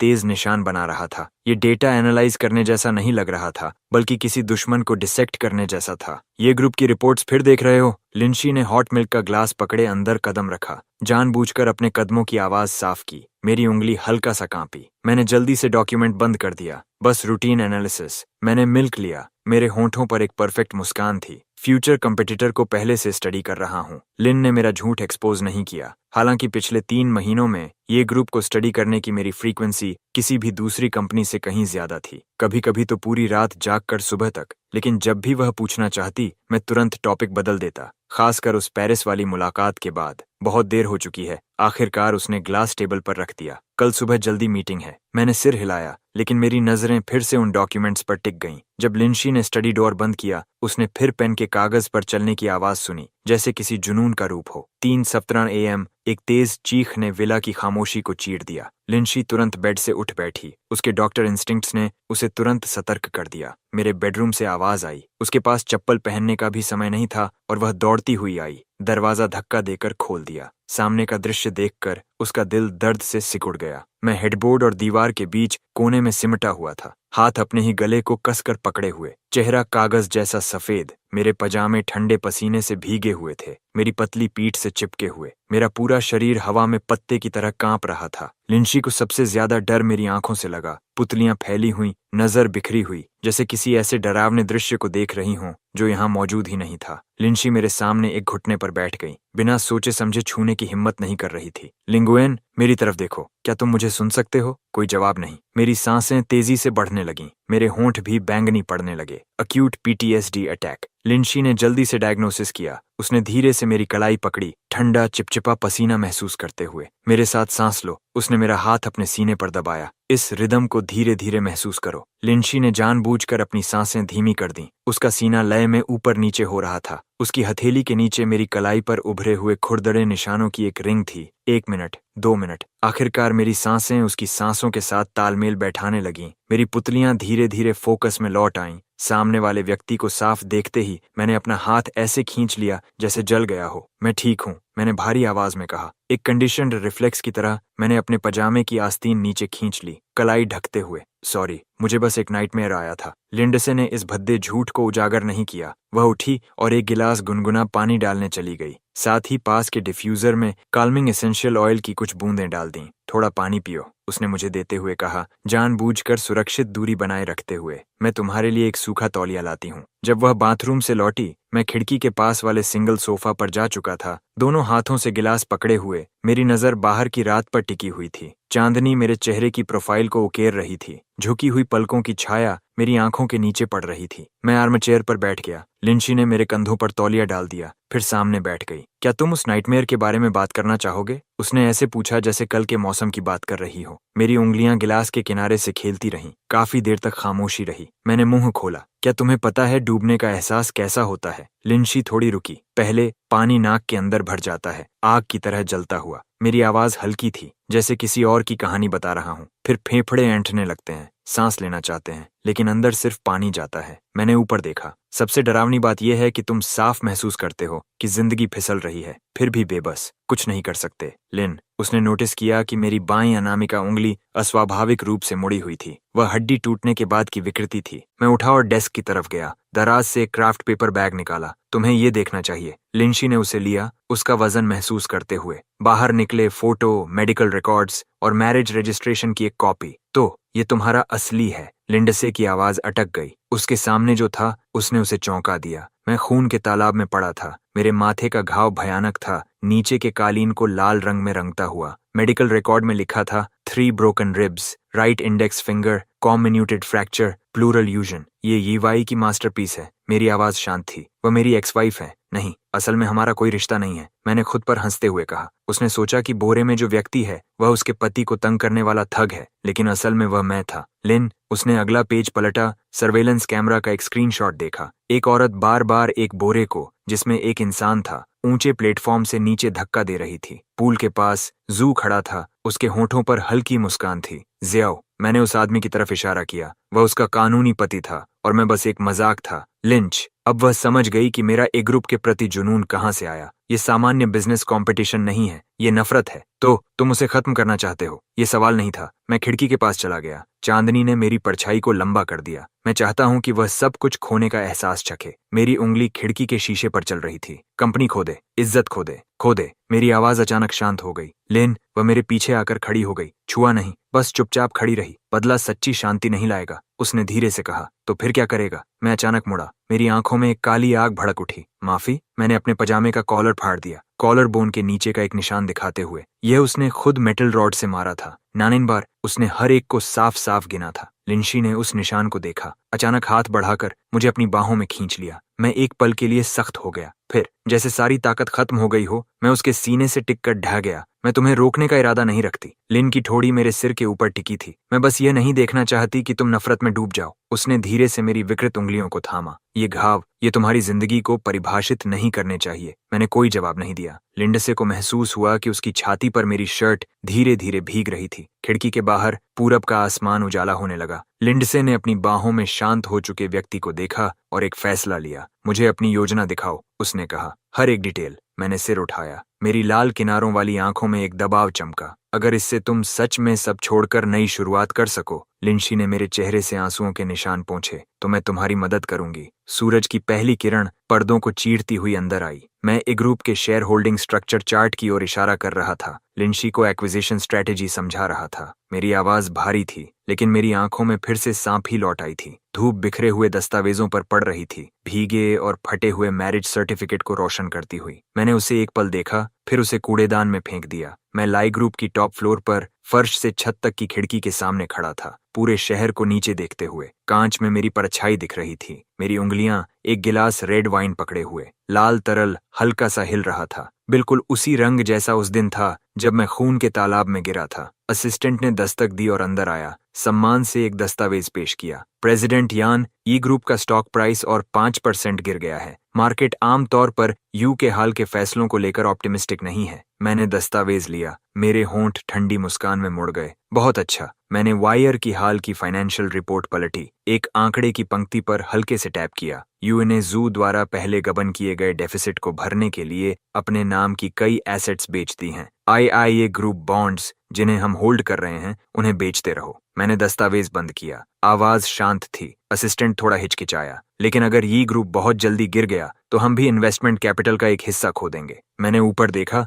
मेरी आंखों में एक तेज चमक उभरी। इससे कोई फर्क नहीं पड़ता, मुझे परवाह नहीं। मुझे सिर्फ इस बात की परवाह है कि यूई कैसे धीरे धीरे सब कुछ खोती है, वो चीजें जिन्हें वह कभी सबसे ज्यादा महत्व देती थी, जैसे मैंने कभी सब कुछ खो दिया था। यूरोप में यूई अपने ऑफिस में कंप्यूटर स्क्रीन को घूर रही थी। स्टॉक प्राइस की लाइन बिना रुके गिर रही थी। शेयर होल्डर्स के फोन लगातार बज रहे थे। वह बेहद चिढ़ गई। सीधे उन्हें म्यूट कर दिया। पता लगाओ कि इसके पीछे कौन है जो इसे मैनिपुलेट कर रहा है, उसने ठंडे स्वर में असिस्टेंट को आदेश दिया। असिस्टेंट के माथे पर ठंडा पसीना आ गया। स्विट्जरलैंड की एक नई इन्वेस्टमेंट कंपनी से आने वाले कैपिटल फ्लो को चेक किया गया। बैकग्राउंड बहुत गहरा है। असली कंट्रोलर को फिलहाल ट्रेस नहीं किया जा सका। यू ने भौहें सिकोड़ लीं। अचानक कुछ याद करते हुए, कंपनी का नाम ली। उसने इस नाम को बार बार बुदबुदाया, जैसे कुछ समझ गई हो। उसकी पुतलियां हल्का कांपने लगीं। यान लिंग युआन। उसकी पुतलियां अचानक सिकुड़ गईं। उंगलियां अनजाने में फाउंटेन पेन को कसकर पकड़ने लगीं। स्याही दस्तावेज पर फैल गई। क्या वो है? क्या वो वापस आ गया है? मैं प्राइवेट रूम में बैठा था। सामने ये ग्रुप का एक व्यक्ति था, फॉर्मर सीएफओ जिंजी। जीलिंगी अपने हाथ रगड़ रहा था। आंखें इधर उधर घूम रही थीं। प्रेसिडेंट यान, जो शर्तें आपने मुझसे वादा की थीं। मैंने हल्की हंसी छोड़ी, एक चेक उसकी तरफ बढ़ाते हुए। ये एडवांस है, काम पूरा होने पर बाकी मिलेगा। जीलिंगी लालच से चेक पर लिखी रकम को देख रहा था, बार बार सिर हिला रहा था। निश्चिंत रहें, ये हाल ही में स्टॉक प्राइस को स्थिर करने के लिए कोर पेटेंट्स को गिरवी रखने की तैयारी कर रहा है। बस मुझे थोड़ा छेड़छाड़ करनी होगी। नहीं, मैंने उसे रोका। आवाज नरम थी, लेकिन उसमें कोई शक नहीं था। मैं चाहता हूं कि तुम उसकी मदद करो। जीलिंगी चौंक गया। क्या उसकी मदद करूं स्टॉक प्राइस स्थिर करने में? उसे ये सोचने दो कि संकट खत्म हो गया है। मैंने रेड वाइन का एक घूंट लिया। मेरी आंखों में ठंडक गहराने लगी। फिर ठीक जब वह सबसे ज्यादा रिलैक्स होगी, उसे एक घातक वार दो। अगले दिन ई ने स्टॉक प्राइस को अचानक रिकवर होते देखा। उसकी भौहें कसकर सिकुड़ गईं। पता चला कि उसके डायरेक्टर जी ने कुछ ऑर्गेनाइजेशन से कांटेक्ट करके कैपिटल इंजेक्ट करवाया है। असिस्टेंट रिपोर्ट देने आया। जी लिंगी। ये कुछ पल चुप रही, फिर ठंडे स्वर में हंस पड़ी। वह ये कनेक्शंस कहाँ से लाया? असिस्टेंट ने सिर हिलाया। पता नहीं,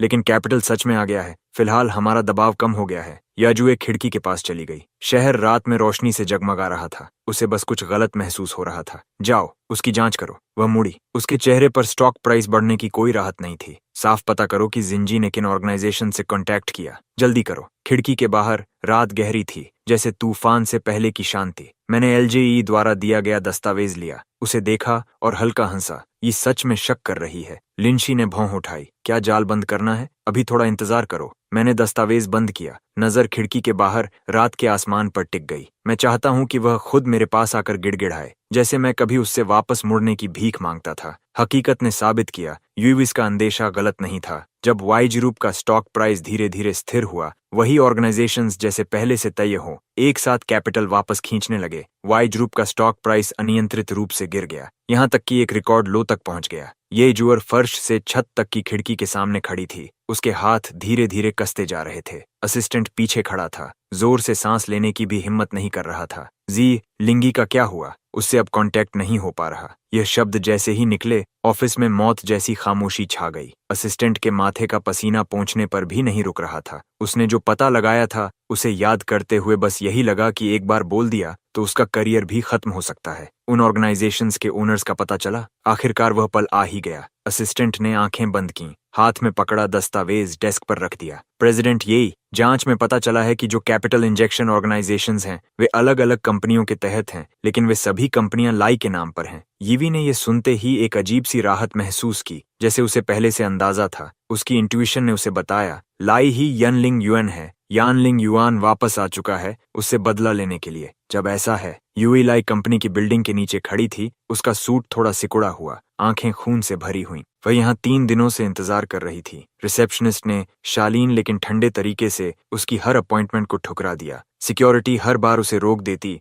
जब वह अंदर घुसने की कोशिश करती, लेकिन अब वह और सहन नहीं कर सकती थी। रास्ते से हटो। उसकी आवाज धीमी और डरावनी थी। गार्ड को प्रतिक्रिया करने का भी समय नहीं मिला। यूई ने उसे जोर से धक्का दिया। सीधे एलिवेटर की तरफ बढ़ गई। आज उसे यानलिंग युएन से मिलना ही था। टॉप फ्लोर ऑफिस का दरवाजा जोर से खुला। मैं फर्श से छत तक की खिड़की के सामने बैठा था, पीठ उसकी तरफ, हाथ में पेन से दस्तावेज पर एक तेज लाइन खींच रहा था। प्रेसिडेंट ये। मैंने सिर नहीं घुमाया। आवाज शांत थी। किसी और की कंपनी में घुसना, मैं पुलिस बुला सकता हूँ। ई की सांस अटक गई। यह आवाज उसने अनगिनत बार सपनों में सुनी थी, अब इतनी पास, फिर भी एक अजनबी की तरह ठंडी। लिंग युआन। वह भारी आवाज में आगे बढ़ी। मैं आखिरकार मुड़ा। पीछे से आती धूप ने मेरी लंबी आकृति को उभारा। मैं और भी ज्यादा हैंडसम हो गया था। बस वह शख्स जो कभी उसे पकड़कर प्यार का इजहार करता था, अब गायब हो चुका था। मैं हूँ, मैंने सुधारा, डेस्क पर रखे नेम प्लेट पर उंगली हल्के से टैप करते हुए। या तुम मुझे प्रेसिडेंट यान कह सकती हो। ई का सीना तेजी से उठ गिर रहा था। मैंने जायू का मामला पूरी तरह जांच लिया है। वह जल्दी से मेरे पास आई, हाथ मेरे डेस्क पर टिकाए। वह खुद ही सब कर रहा था। वो सारे सीन मुझे धोखा दे रहे थे।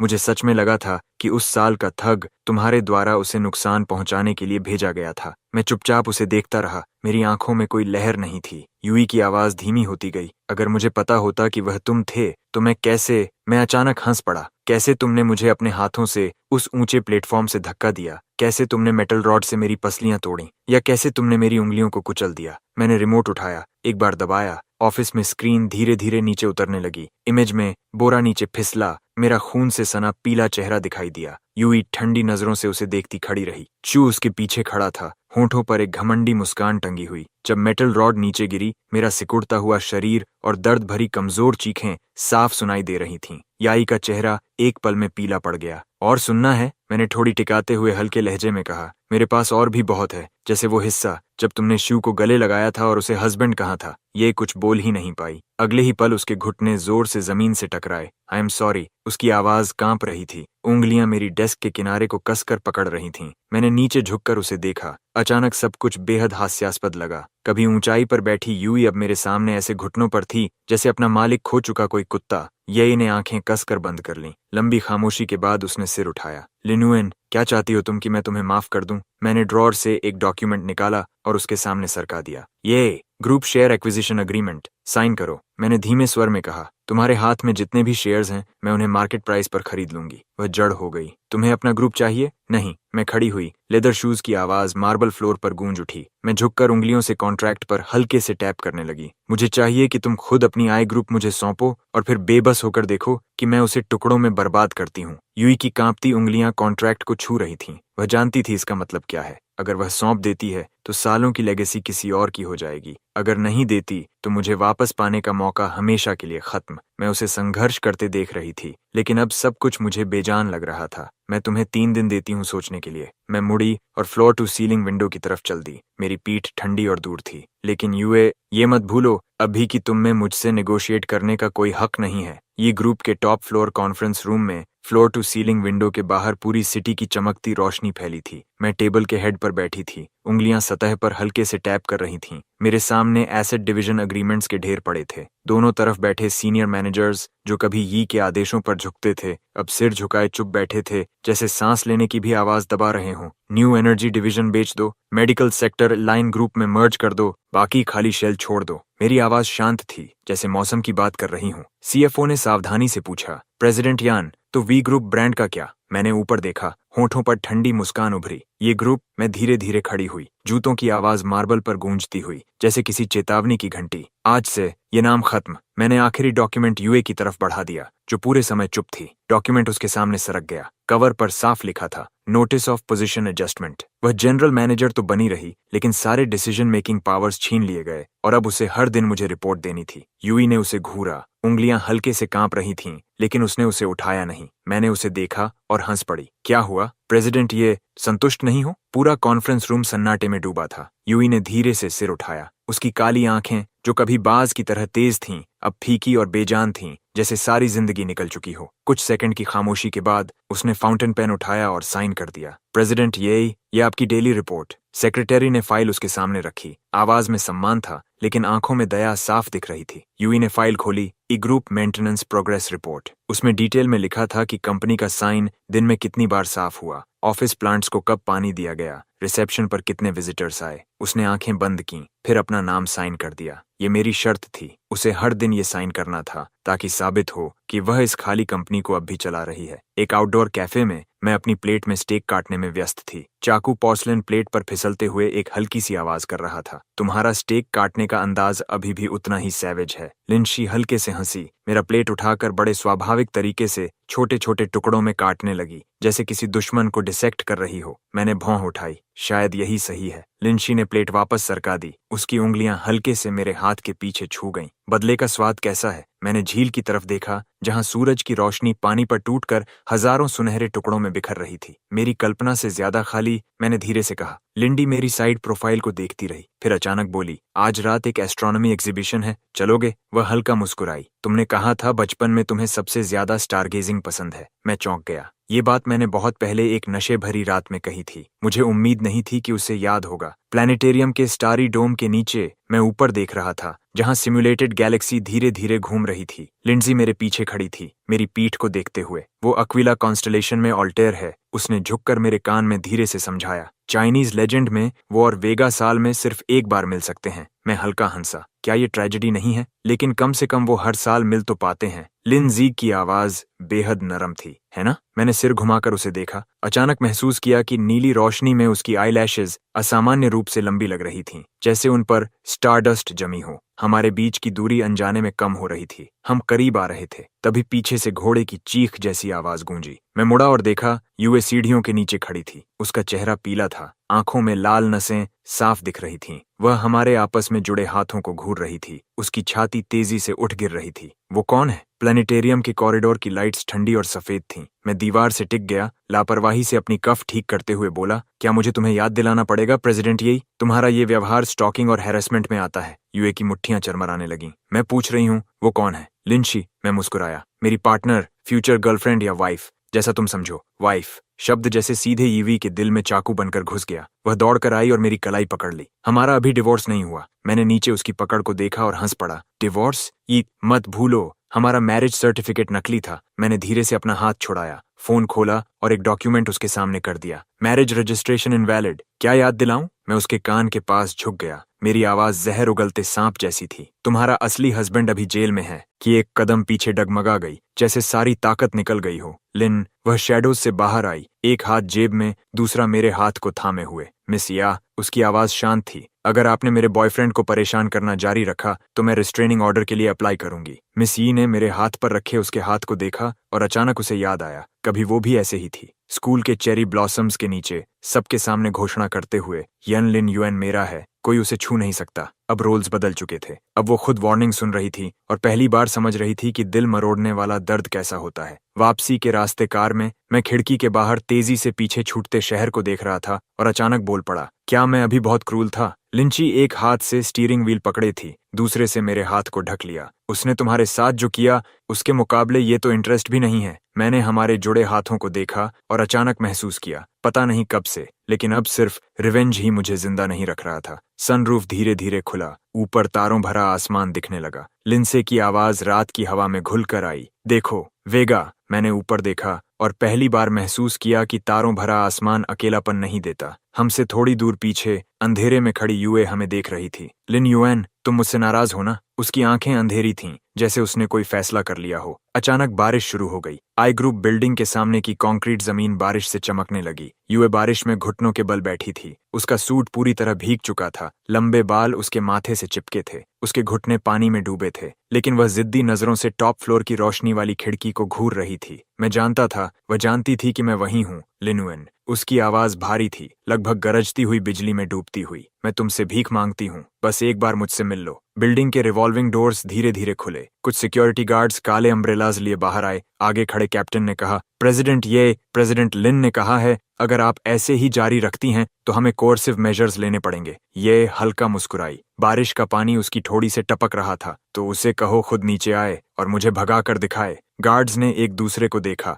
बेबस होकर वॉकी टॉकी उठाकर इंस्ट्रक्शंस मांगे। दूसरी तरफ से कुछ कहा गया। गार्ड्स हिचकिचाए, फिर एक दूसरे को देखकर अंदर से एक बाल्टी पानी ले आए। अगले ही पल ऊपर से बर्फ मिले ठंडे पानी की पूरी बाल्टी सीधे यूई के सिर पर उड़ेल दी गई। हड्डियों को चीर देने वाली ठंड एक झटके में उसके अंदर तक उतर गई। उसके होंठ तुरंत बेरंग हो गए, पूरा शरीर बेकाबू कांपने लगा। टॉप फ्लोर की खिड़की के सामने खड़ा मैं ये सब ठंडे भाव से देख रहा था। ब्लूटूथ ईयरपीस पर हल्के से टैप करते हुए बोला, यायुए, क्या तुम्हें लगता है ये सफरिंग वाला एक्ट मुझ पर काम करेगा? जब तुमने मेरी हड्डियां तोड़ी थीं, तब मुझे घुटनों पर गिरकर भीख मांगने का मौका भी नहीं मिला था। अगली सुबह जल्दी यूई एक होटल रूम में जागी और पाया कि उसके सारे क्रेडिट कार्ड्स लॉक हो चुके हैं। उसका फोन पागलों की तरह वाइब्रेट कर रहा था। स्क्रीन पर बैंक मैनेजर के मिस्ड कॉल्स भरे थे। उसने तुरंत कॉल बैक किया। दूसरी तरफ की आवाज गंभीर थी, मिस यी, आपके पर्सनल अकाउंट्स क्रॉसबेयर पेमेंट सिस्टम द्वारा फ्रीज कर दिए गए हैं, जिसमें आपके ओवरसीज ट्रस्ट फंड्स भी शामिल हैं।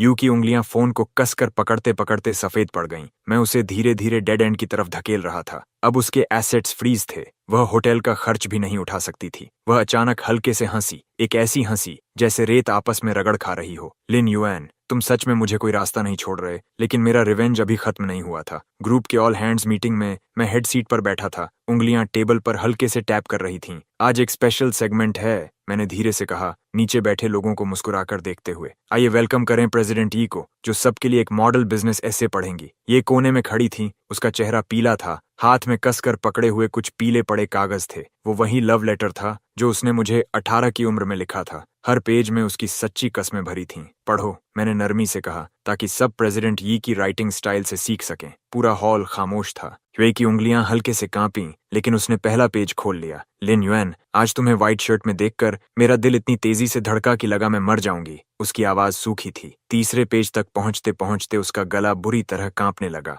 जब मैं 22 की हो जाऊंगी तो हम शादी करेंगे, ठीक है? मैं तुम्हें पूरी जिंदगी प्यार करूंगी, सिर्फ तुम्हें। उसकी आवाज इतनी भारी थी कि मुश्किल से सुनाई दे रही थी, लेकिन उसने पूरे 20 सालों के लेटर्स शब्द शब्द पढ़ डाले। आखिरी लाइन खत्म होते ही पूरा हॉल कब्र जैसा शांत हो गया। कुछ फीमेल एम्प्लॉयज की आंखें नम थीं, लेकिन मेरे होठों पर मुस्कान बनी रही और मैंने उसके खत्म करते ही ताली भी बजाई। Excellent acting. अफसोस, सब झूठ था। यूई ने अचानक सिर उठाया। उसकी आंखों की गहराई में कुछ पूरी तरह टूट चुका था। इस इंसिडेंट ने कंपनी के अंदर बड़ा हंगामा खड़ा कर दिया। लिंशी दरवाजा खोलकर अंदर आई, एक फाइल जोर से डेस्क पर फेंकी। पेपर्स फैल गए, ऊपर मेडिकल रिकॉर्ड साफ दिख रहा था। यूई, सिवियर डिप्रेशन और गैस्ट्रिक ब्लीडिंग के सिम्टम्स, इसे देखो। लिंशी की आवाज बर्फ जैसी ठंडी थी। अगर ये चलता रहा तो वो मर जाएगी। मैंने नीचे अपनी उंगलियों की तरफ देखा। अनजाने में उन्हें हल्का मोड़ लिया, लेकिन तुरंत खुद को संभाल लिया। मैंने कॉफी उठाई, एक एसआई पी लिया। आवाज बिल्कुल बेपरवाह थी। तो क्या? लिंशी मुझे घूरती रही, फिर अचानक हंसी, लेकिन वो मुस्कान उसकी आंखों तक नहीं पहुंची। तो लिनुएन, तुम ऐसे कब बन गए? वह एक कदम आगे बढ़ी। पतली उंगलियां मेडिकल रिकॉर्ड पर थपथपाते हुए भारी आवाज पैदा कर रही थीं। उससे सब कुछ छीन लेना काफी नहीं था। उसे कुत्ते की तरह हर दिन रिपोर्ट करने पर मजबूर करना काफी नहीं था। अब तुम उसे आईसीयू में जाते देखना चाहते हो, तभी सेटिस्फाइड होगे?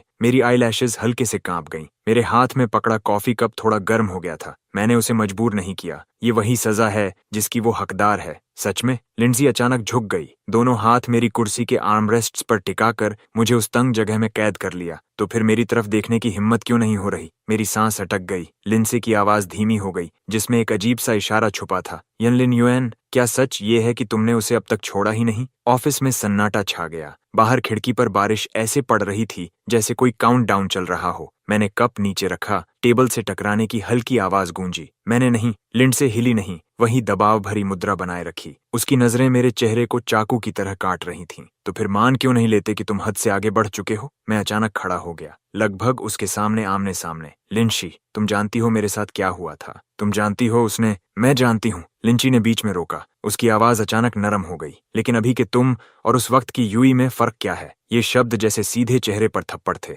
मैं एक कदम पीछे लड़खड़ा गया। सीना तेजी से उठने लगा। सही, मैं कब ऐसा बन गया? मेरी आवाज रुक गई। लिंच ने हल्की सांस भरी, हाथ बढ़ाकर मेरे गाल को छुआ। अगर नफरत की आग ज्यादा देर तक जले तो वो तुम्हें भी जला देती है। मैंने आंखें बंद कर लीं। एक आंसू चुपचाप गिर गया। तभी धड़ाम, ऑफिस का दरवाजा जोर से खुला। सेक्रेटरी घबराई हुई अंदर आई। प्रेसिडेंट यान, ग्रुप के ओल्ड गार्ड ने 3 प्राइवेट इक्विटी फंड्स के साथ अलायंस कर लिया है। वो हमारी कंपनी के आउटस्टैंडिंग शेयर्स को मलिशियस तरीके से एक्वायर कर रहे हैं। मैं तुरंत संभल गया। कब से? बस आधे घंटे पहले। उन्होंने ऑलरेडी 12% शेयर्स जमा कर लिए हैं और अभी भी खरीद रहे हैं। सेक्रेटरी ने टैबलेट आगे किया। ये रहा रिंग लीडर। स्क्रीन पर ये ग्रुप का फॉर्मर CFO इंटरव्यू दे रहा था, चेहरे पर खतरनाक मुस्कान। एल्विस एक्विजिशन मेथड्स पहले से ही कंट्रोवर्शियल थे। हम बस गड़बड़ी साफ कर रहे हैं। जो हमारा है वो वापस ले रहे हैं। मैंने मुट्ठियां भींच लीं, नाखून हथेलियों में ढंस गए। जी लिंगी, वही CFO जिसे मैंने ब्राइब देकर डबल एजेंट बनाया था। तुरंत काउंटर मेजर्स के लिए मीटिंग बुलाओ और फंडिंग सोर्स पता करो। मैंने ठंडे स्वर में आदेश दिया। जरूरत नहीं, लिंशी ने अचानक रोका। ये लिंगी, शायद शुरू से ही तुम्हारे हाथ नहीं था। मैंने तेज नजर से उसकी तरफ देखा। क्या मतलब? लिंशी ने सिर हिलाया। आंखों में जटिलता थी। तुम सोचते थे वो तुम्हारा आदमी है? सबसे बड़ा सच ये है, वो किसी का नहीं है। वो सिर्फ अपने फायदे के लिए काम करता है। मेरा दिमाग तेजी से चलने लगा। अगर ऐसा है तो मामला जितना सोचा था उससे आसान है। मैंने तुरंत कोट उठाया। कार तैयार करो, वाई ग्रुप चलते हैं। लिन वह भौहें चढ़ाकर बोली, क्यों जा रहे हो? मैंने पीछे देखे बिना कहा, ईवी को ढूंढने। जब मैंने दरवाजा खोला, Evie floor to ceiling window के सामने खड़ी थी। उसकी पतली पीठ एक परछाई जैसी लग रही थी। आवाज सुनकर उसने धीरे से मुड़कर देखा। आंखों में एक पल के लिए हैरानी चमकी, फिर तुरंत वहीं ठंडी खामोशी लौट आई। डिस्टिंग्विश्ड गेस्ट, क्या प्रेसिडेंट यान खुद इंस्पेक्शन के लिए आई हैं? मैं सीधा उसके पास गया, टैबलेट उसके सामने सरका दिया। इसका एक्सप्लेन करो। ये ने स्क्रीन पर नजर डाली, हल्का सा भौहें सिकोड़ते हुए बोली, मुझे इसके बारे में कुछ नहीं पता। गी तुम्हारा आदमी है? था, ये ने मेरी आंखों में देखते हुए कहा, जैसे मैं कभी तुम्हारी थी। मेरी सांस रुक गई। हम कुछ पल तक एक दूसरे को देखते रहे। मैंने अचानक गहरी सांस ली। मैं चाहता हूँ तुम मेरे साथ मिलकर इसे सुलझाओ। यूई चौंक गई। बाहर बारिश और तेज हो गई थी। कांच पर बहती धारियां आंसुओं जैसी लग रही थीं। क्यों? उसने धीरे से पूछा। कुछ पल की खामोशी, फिर मैंने जवाब दिया, जो मुझे खुद भी हैरान कर गया। क्योंकि सिर्फ तुम समझती हो कि ई ग्रुप का ओल्ड गार्ड कैसे काम करता है। ये पूरी सच्चाई नहीं थी। आधे से ज्यादा पुराने स्टाफ अब भी मेरे कंट्रोल में थे, लेकिन मैं ये नहीं मान सकता था कि उसका मेडिकल रिकॉर्ड देखने के बाद मेरे अंदर कुछ टूट गया था। ये मुझे लंबे समय तक देखती रही, फिर अचानक मुस्कुराई, थकी हुई लेकिन शांत मुस्कान। ठीक है। वह मुड़ी, ड्रॉर से एक फाइल निकाली और मुझे थमा दी। ये वाई ग्रुप के ओल्ड गार्ड के रिलेशनशिप नेटवर्क और उनकी वीकनेसेस हैं जो मैंने कंपाइल की हैं। तुम्हारे लिए उन्हें कंट्रोल करने के लिए काफी है। मैंने डॉक्यूमेंट खोला, मेरी प्यूपिल्स सिकुड़ गईं। ये फाइल बेहद डिटेल्ड थी और साफ था कि ये हाल ही में तैयार नहीं की गई थी। तुमने ये दिन पहले ही एंटिसिपेट कर लिया था। यूए ने कोई जवाब नहीं दिया, बस कोट रैक से अपना सूट जैकेट उतार लिया। चलते हैं, जब तक मुझे याद है कि प्रेसिडेंट कैसे बनना है। यी की पीठ सीधी थी, जैसे उसके पुराने दिनों की धार एक पल के लिए वापस आ गई हो। शायद ये आखिरी चीज थी जो वो उसके लिए कर सकती थी। ये ग्रुप के कॉन्फ्रेंस रूम में मैंने आखिरी डॉक्यूमेंट लंबी टेबल के अंत में सरका दिया। आपकी सेवरेंस पे ट्रांसफर कर दी गई है। मैंने चारों तरफ बैठे पुराने लोगों को देखा। आवाज शांत थी। आज से ये ग्रुप और आप सबका कोई संबंध नहीं रहेगा। CFO कांपते हुए बोला, प्रेसिडेंट यान, हमने वी फैमिली के साथ 30 साल बिताए हैं, इसीलिए आपको डबल कॉम्पेंसेशन मिल रही है ताकि आप सम्मान के साथ जा सकें। मैंने टेबल पर हल्का टैप किया, वरना जू की तरह जेल में बैठकर सोइंग मशीन गिनते हुए दिन काटने पड़ते। कॉन्फ्रेंस रूम तुरंत खामोश हो गया। कोने में ये सिर झुकाए बैठी थी। उसके सूट जैकेट की सिलवटें अब भी पिछली रात की बारिश से नम थीं। पूरे मीटिंग में वो एक बेजान शरीर की तरह चुप रही। सबके जाने के बाद भी यूई वहीं बिना हिले बैठी रही। कुछ और? मैंने फाइल बंद करते हुए पूछा। उसने अचानक हाथ बढ़ाकर फाइल पर दबाव डाला। उसकी नकल्स सफेद पड़ गईं। क्या सच में हमारे बीच कोई पॉसिबिलिटी नहीं बची? मेरी नजर उसके हाथ पर पड़ी, जहां कल रात शीशा तोड़ने से नई चोट लगी थी। मुझे याद आया, सालों पहले टीनेज ये दीवार चढ़कर मेरे लिए स्ट्रॉबेरीज लाती थी। लोहे की जाली से उसके हाथ कट जाते थे, लेकिन वो हंसकर कहती थी, दर्द नहीं होता। तुम जानती हो उस दिन बोरे में पड़े हुए मैं क्या सोच रहा था? मैंने धीरे से कहा, मैं सोच रहा था अगर तुम बस एक बार मुड़कर मुझे देख लेती। यूई की प्यूपिल्स जोर से सिकुड़ गईं, लेकिन तुमने नहीं देखा। मैंने फाइल वापस खींच ली। तो मेरा जवाब है, नहीं, बिल्कुल भी नहीं। लिंक्स की आवाज अचानक मेरे दिमाग में गूंज उठी। वो सही थी। रिवेंज का सबसे अच्छा अंत पूरी तरह भूल जाना होता है। मैं मुड़ा और फ्लोर टू सीलिंग विंडो की तरफ चल दिया। बादलों को चीरती धूप मेरे शरीर पर हल्की सुनहरी परत डाल रही थी। कुछ दिनों बाद मुझे एक अनजान नंबर से एक वीडियो मिला। उसमें ये पत्थर की सीढ़ियों पर घुटनों के बल थी। उसका माथा ग्रीनस्टोन स्लैब से लगा हुआ था। 3 सीढ़ियां, एक प्रणाम। सीढ़ियां गहरे लाल खून से दागी हुई थीं। उसके घुटने पूरी तरह जख्मी हो चुके थे। ये उसी मंदिर की आवाज है जहां आपने उसके लिए प्रेयर बीड्स मांगे थे। असिस्टेंट धीमी आवाज में रिपोर्ट कर रहा था। प्रेसिडेंट ये 3 दिनों से घुटनों पर हैं। एबट कहता है वो सब कुछ पलटने की भीख मांग रही है। मैंने वीडियो बंद कर दिया। अब उसके बारे में रिपोर्ट करने की जरूरत नहीं। मैं सेफ के पास गया, एक शेयर ट्रांसफर अग्रीमेंट निकाला। साइन करने के बाद एक पल रुका, फिर एक स्टिकी नोट निकाला। पेन कुछ देर तक हवा में ठहरा रहा। फिर मैंने सिर्फ 3 शब्द लिखे, ऑल डेट्स क्लियर्ड। जब यूई को ये डॉक्यूमेंट्स मिले, वो मंदिर के मेडिटेशन रूम में लेटी थी। उसे तेज बुखार था, पूरी तरह बेहोश। एबट ने आह भरी और उसके पास गर्म चाय रखी। बेनिफैक्टर, ऑब्सेशन सिर्फ दूसरों को ही नहीं, खुद को भी चोट पहुंचाता है। उसने कांपते हुए डॉक्यूमेंट खोला। शेयर ट्रांसफर अग्रीमेंट बाहर फिसल आया। खिड़की से आई हवा ने स्टिकी नोट को उड़ा दिया और वो धीरे से उसके सीने पर आ गिरा। अपनी धुंधली यादों में उसे वो दिन याद आया जब वो 20 साल की थी। मैं बर्फ में उसका इंतजार कर रहा था। मेरी नाक ठंड से लाल हो गई थी, लेकिन मैं फिर भी मुस्कुराकर बोला था, आखिर तुम आ गई। लेकिन अब मैं इंतजार खत्म कर चुका हूँ। खिड़की के बाहर जिंगडोंग में उस साल की पहली बर्फ चुपचाप गिर रही थी। लिंक्स की कार सबर्ब्स में एक सफेद इमारत के सामने रुकती है। मैं इसे पूरा होने तक छुपाना चाहती थी। वह मेरे लिए कार डोर खोलती है। उसकी उंगलियां हल्के से मेरी हथेली को छूती हैं। लेकिन कोई है जो इन दिनों बहुत वर्कहॉलिक हो गया है। डेट के लिए वक्त ही नहीं। मैंने भौं उठाई। डॉक्टर लिन, क्या तुम शिकायत कर रही हो? ये शिकायत नहीं, एक्यूजेशन है। उसने ऊपर देखकर हल्के से मेरे ईयरलोब को काटा। तुमने मुझे 3 दिन और 7 घंटे तक इग्नोर किया है। इमारत के अंदर रोशनी चकाचौंध कर रही थी। कॉरिडोर के आखिर में एक क्रिस्टल प्लाक लाल कपड़े से ढका हुआ था। लिंक अचानक पीछे से मेरी आंखें ढक लेती हैं। 3 सेकंड का काउंटडाउन। अंधेरे में मुझे कपड़ा गिरने की आवाज सुनाई देती है। अब देखो, लाल कपड़ा जमीन पर गिरता है और प्लाक सामने आता है। Yanling UN trauma medicine research centre, रोशनी में चमकता हुआ। इसका सारा प्रॉफिट ट्रॉमा सीक्वले की रिसर्च में जाएगा, उन पुराने जख्मों के लिए भी जो तुम्हारे घुटनों पर हैं। लिनक्स की सांस मेरे कान के पास से गुजरती है। मैं प्लाक को घूरता रह जाता हूँ। गला अचानक भारी हो जाता है। सालों पहले बीड्स के लिए घुटनों के बल प्रार्थना करने से जो निशान पड़े थे, उसे सब याद था। मुझे नहीं पता ये इत्तेफाक था या नहीं, लेकिन सेंटर के लाउंज की फ्लोर टू सीलिंग विंडो सीधे पुराने ई ग्रुप बिल्डिंग की तरफ थी। मैं नीचे डेटा देख रहा था, तभी सीलिंग पर एक चलता हुआ लाइट स्पॉट नजर आया। ऊपर देखा तो सफेद दीवार पर नीले फ्लोरेसेंट शब्द चमक रहे थे।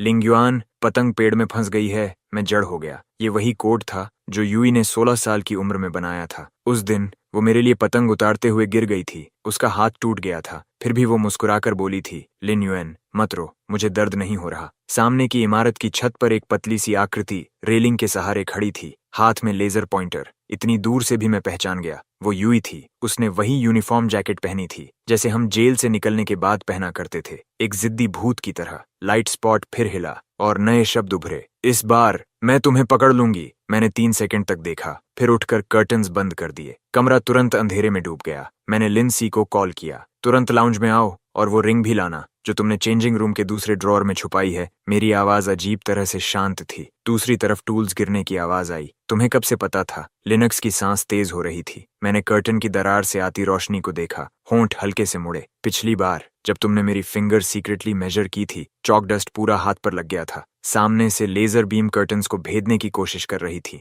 फर्श पर हल्की रोशनी बन रही थी। मैंने उस रोशनी पर पैर रख दिया। बाहर कदमों की आहट पास आ रही थी। लिनी, मैंने अचानक उसका पूरा नाम लिया। मुझे अभी यहीं चाहिए। दरवाजा जोर से खुला। वो वेलवेट रिंग बॉक्स को कसकर पकड़े हुए थी। सांस फूल रही थी, आंखें चमक रही थीं। मेरे पैरों के नीचे लेजर लाइट एक बार झिलमिलाई, फिर पूरी तरह बुझ गई। मेरी शादी लगभग प्लान के मुताबिक ही हुई, कोई भव्य रस्में नहीं। एल्प्स के स्टार गेजिंग प्लेटफॉर्म पर मैंने उसका हाथ थामा और रिंग्स एक्सचेंज की। नीचे सिर्फ 10 करीबी लोग थे। शैंपेन ग्लासेस की टकराने की आवाज पहाड़ी हवा में मिलकर टूटते सितारों जैसी लग रही थी। मुझे लगा तुम्हें ग्रैंड वेडिंग चाहिए। मैंने झुककर उसे चूमा। लीनी ने मिल्की वे की तरफ देखा। जो कभी सेंटर ऑफ अटेंशन रहे हों वही जानते हैं कि शांति कितनी कीमती होती है। वेटर ढेर सारे गिफ्ट्स लेकर आया। उनमें एक काला एबनी बॉक्स खास नजर आ रहा था। मैंने उसे खोला। मेरी उंगलियां हल्के से कांप गईं। अंदर वही प्रेयर बीड्स थे जो यी ने कभी जियाओ को दिए थे। हर सैंडलवुड बीड हल्की चमक दे रहा था, जैसे लंबे समय तक किसी ने उन्हें छुआ हो। साथ में एक कार्ड था, सिर्फ 7 शब्द, इस बार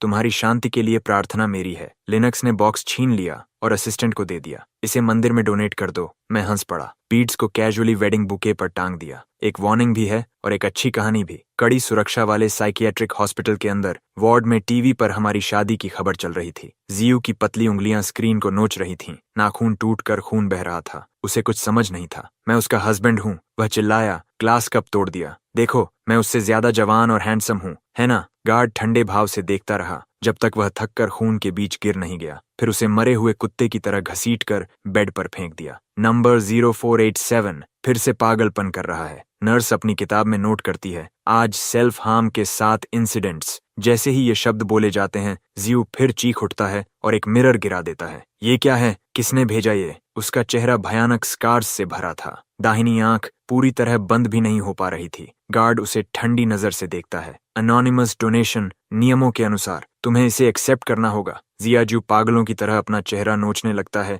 जब तक खून बहने नहीं लगता। वह इस मिरर को पहचानता है। फ्रेम पर एक छोटी सी लाइन खुदी हुई है, अब देखो तुम किस जैसे लगते हो। जियाओ मिरर को दीवार पर दे मारता है। टुकड़े हर तरफ बिखर जाते हैं। खिड़की के बाहर लोहे की सलाखों के पार एक कौवा उड़ता हुआ गुजरता है। उसकी तीखी आवाज जैसे बेरहमी से मजाक उड़ा रही हो। अफ्रीका के रेगिस्तान में बने एक फील्ड हॉस्पिटल में ईवी जमीन पर घुटनों के बल बैठी है। एक बच्चे के जख्म पर पट्टी बांध रही है। तेज धूप उसकी गर्दन की त्वचा को जला रही है। उसका महंगा सूट अब एक पुराने सिकुड़े हुए खुरदरे कपड़े से बदल चुका है। जब वो बच्चा शर्माते हुए उसे एक गंदी कैंडी देता है, उसे धुंधली सी याद आती है। मैं 18 की उम्र में उसकी किताबों में स्ट्रॉबेरी हार्ड कैंडीज छुपा देता था। तभी उसका फोन वाइब्रेट करता है। हेडलाइंस चमकती हैं। एलआई आज पब्लिक हो गया। अनुमानित मार्केट वैल्यू 1 ट्रिलियन से ज्यादा। लॉक स्क्रीन जलते ही पास खड़ी नर्स हैरान रह जाती है। आमतौर पर शांत रहने वाली ये चाइनीज डॉक्टर, उसके फोन का वॉलपेपर एक टीनेजर का है। फोटो में वो लड़का यूनिफॉर्म में चेरी ब्लॉसम ट्री के नीचे खड़ा है, पीछे मुड़कर मुस्कुरा रहा है। घंटी बजते ही न्यूयॉर्क की एक रूफटॉप पर लिंग फायरवर्क्स जलाती है। ईपो लिस्टिंग के लिए गिफ्ट। वो पीछे से मुझे गले लगाती है, अपनी ठोड़ी मेरे कंधे पर टिकाते हुए। यूई की तरह पूरे अम्यूजमेंट पार्क बुक करने जैसा नहीं है। ये कैसा है? मैं मुड़कर लिंच को किस करता हूँ। उससे तुलना ही नहीं, तुम उससे 10 गुना बेहतर हो। हमारे ऊपर फायरवर्क्स फूट रहे हैं। उनकी रोशनी वॉल स्ट्रीट की कभी खत्म न होने वाली इच्छाओं को चमका रही है। जगमगाती रोशनी और उसके बीच एक कहानी आखिरकार अपने अंजाम तक पहुंच चुकी थी।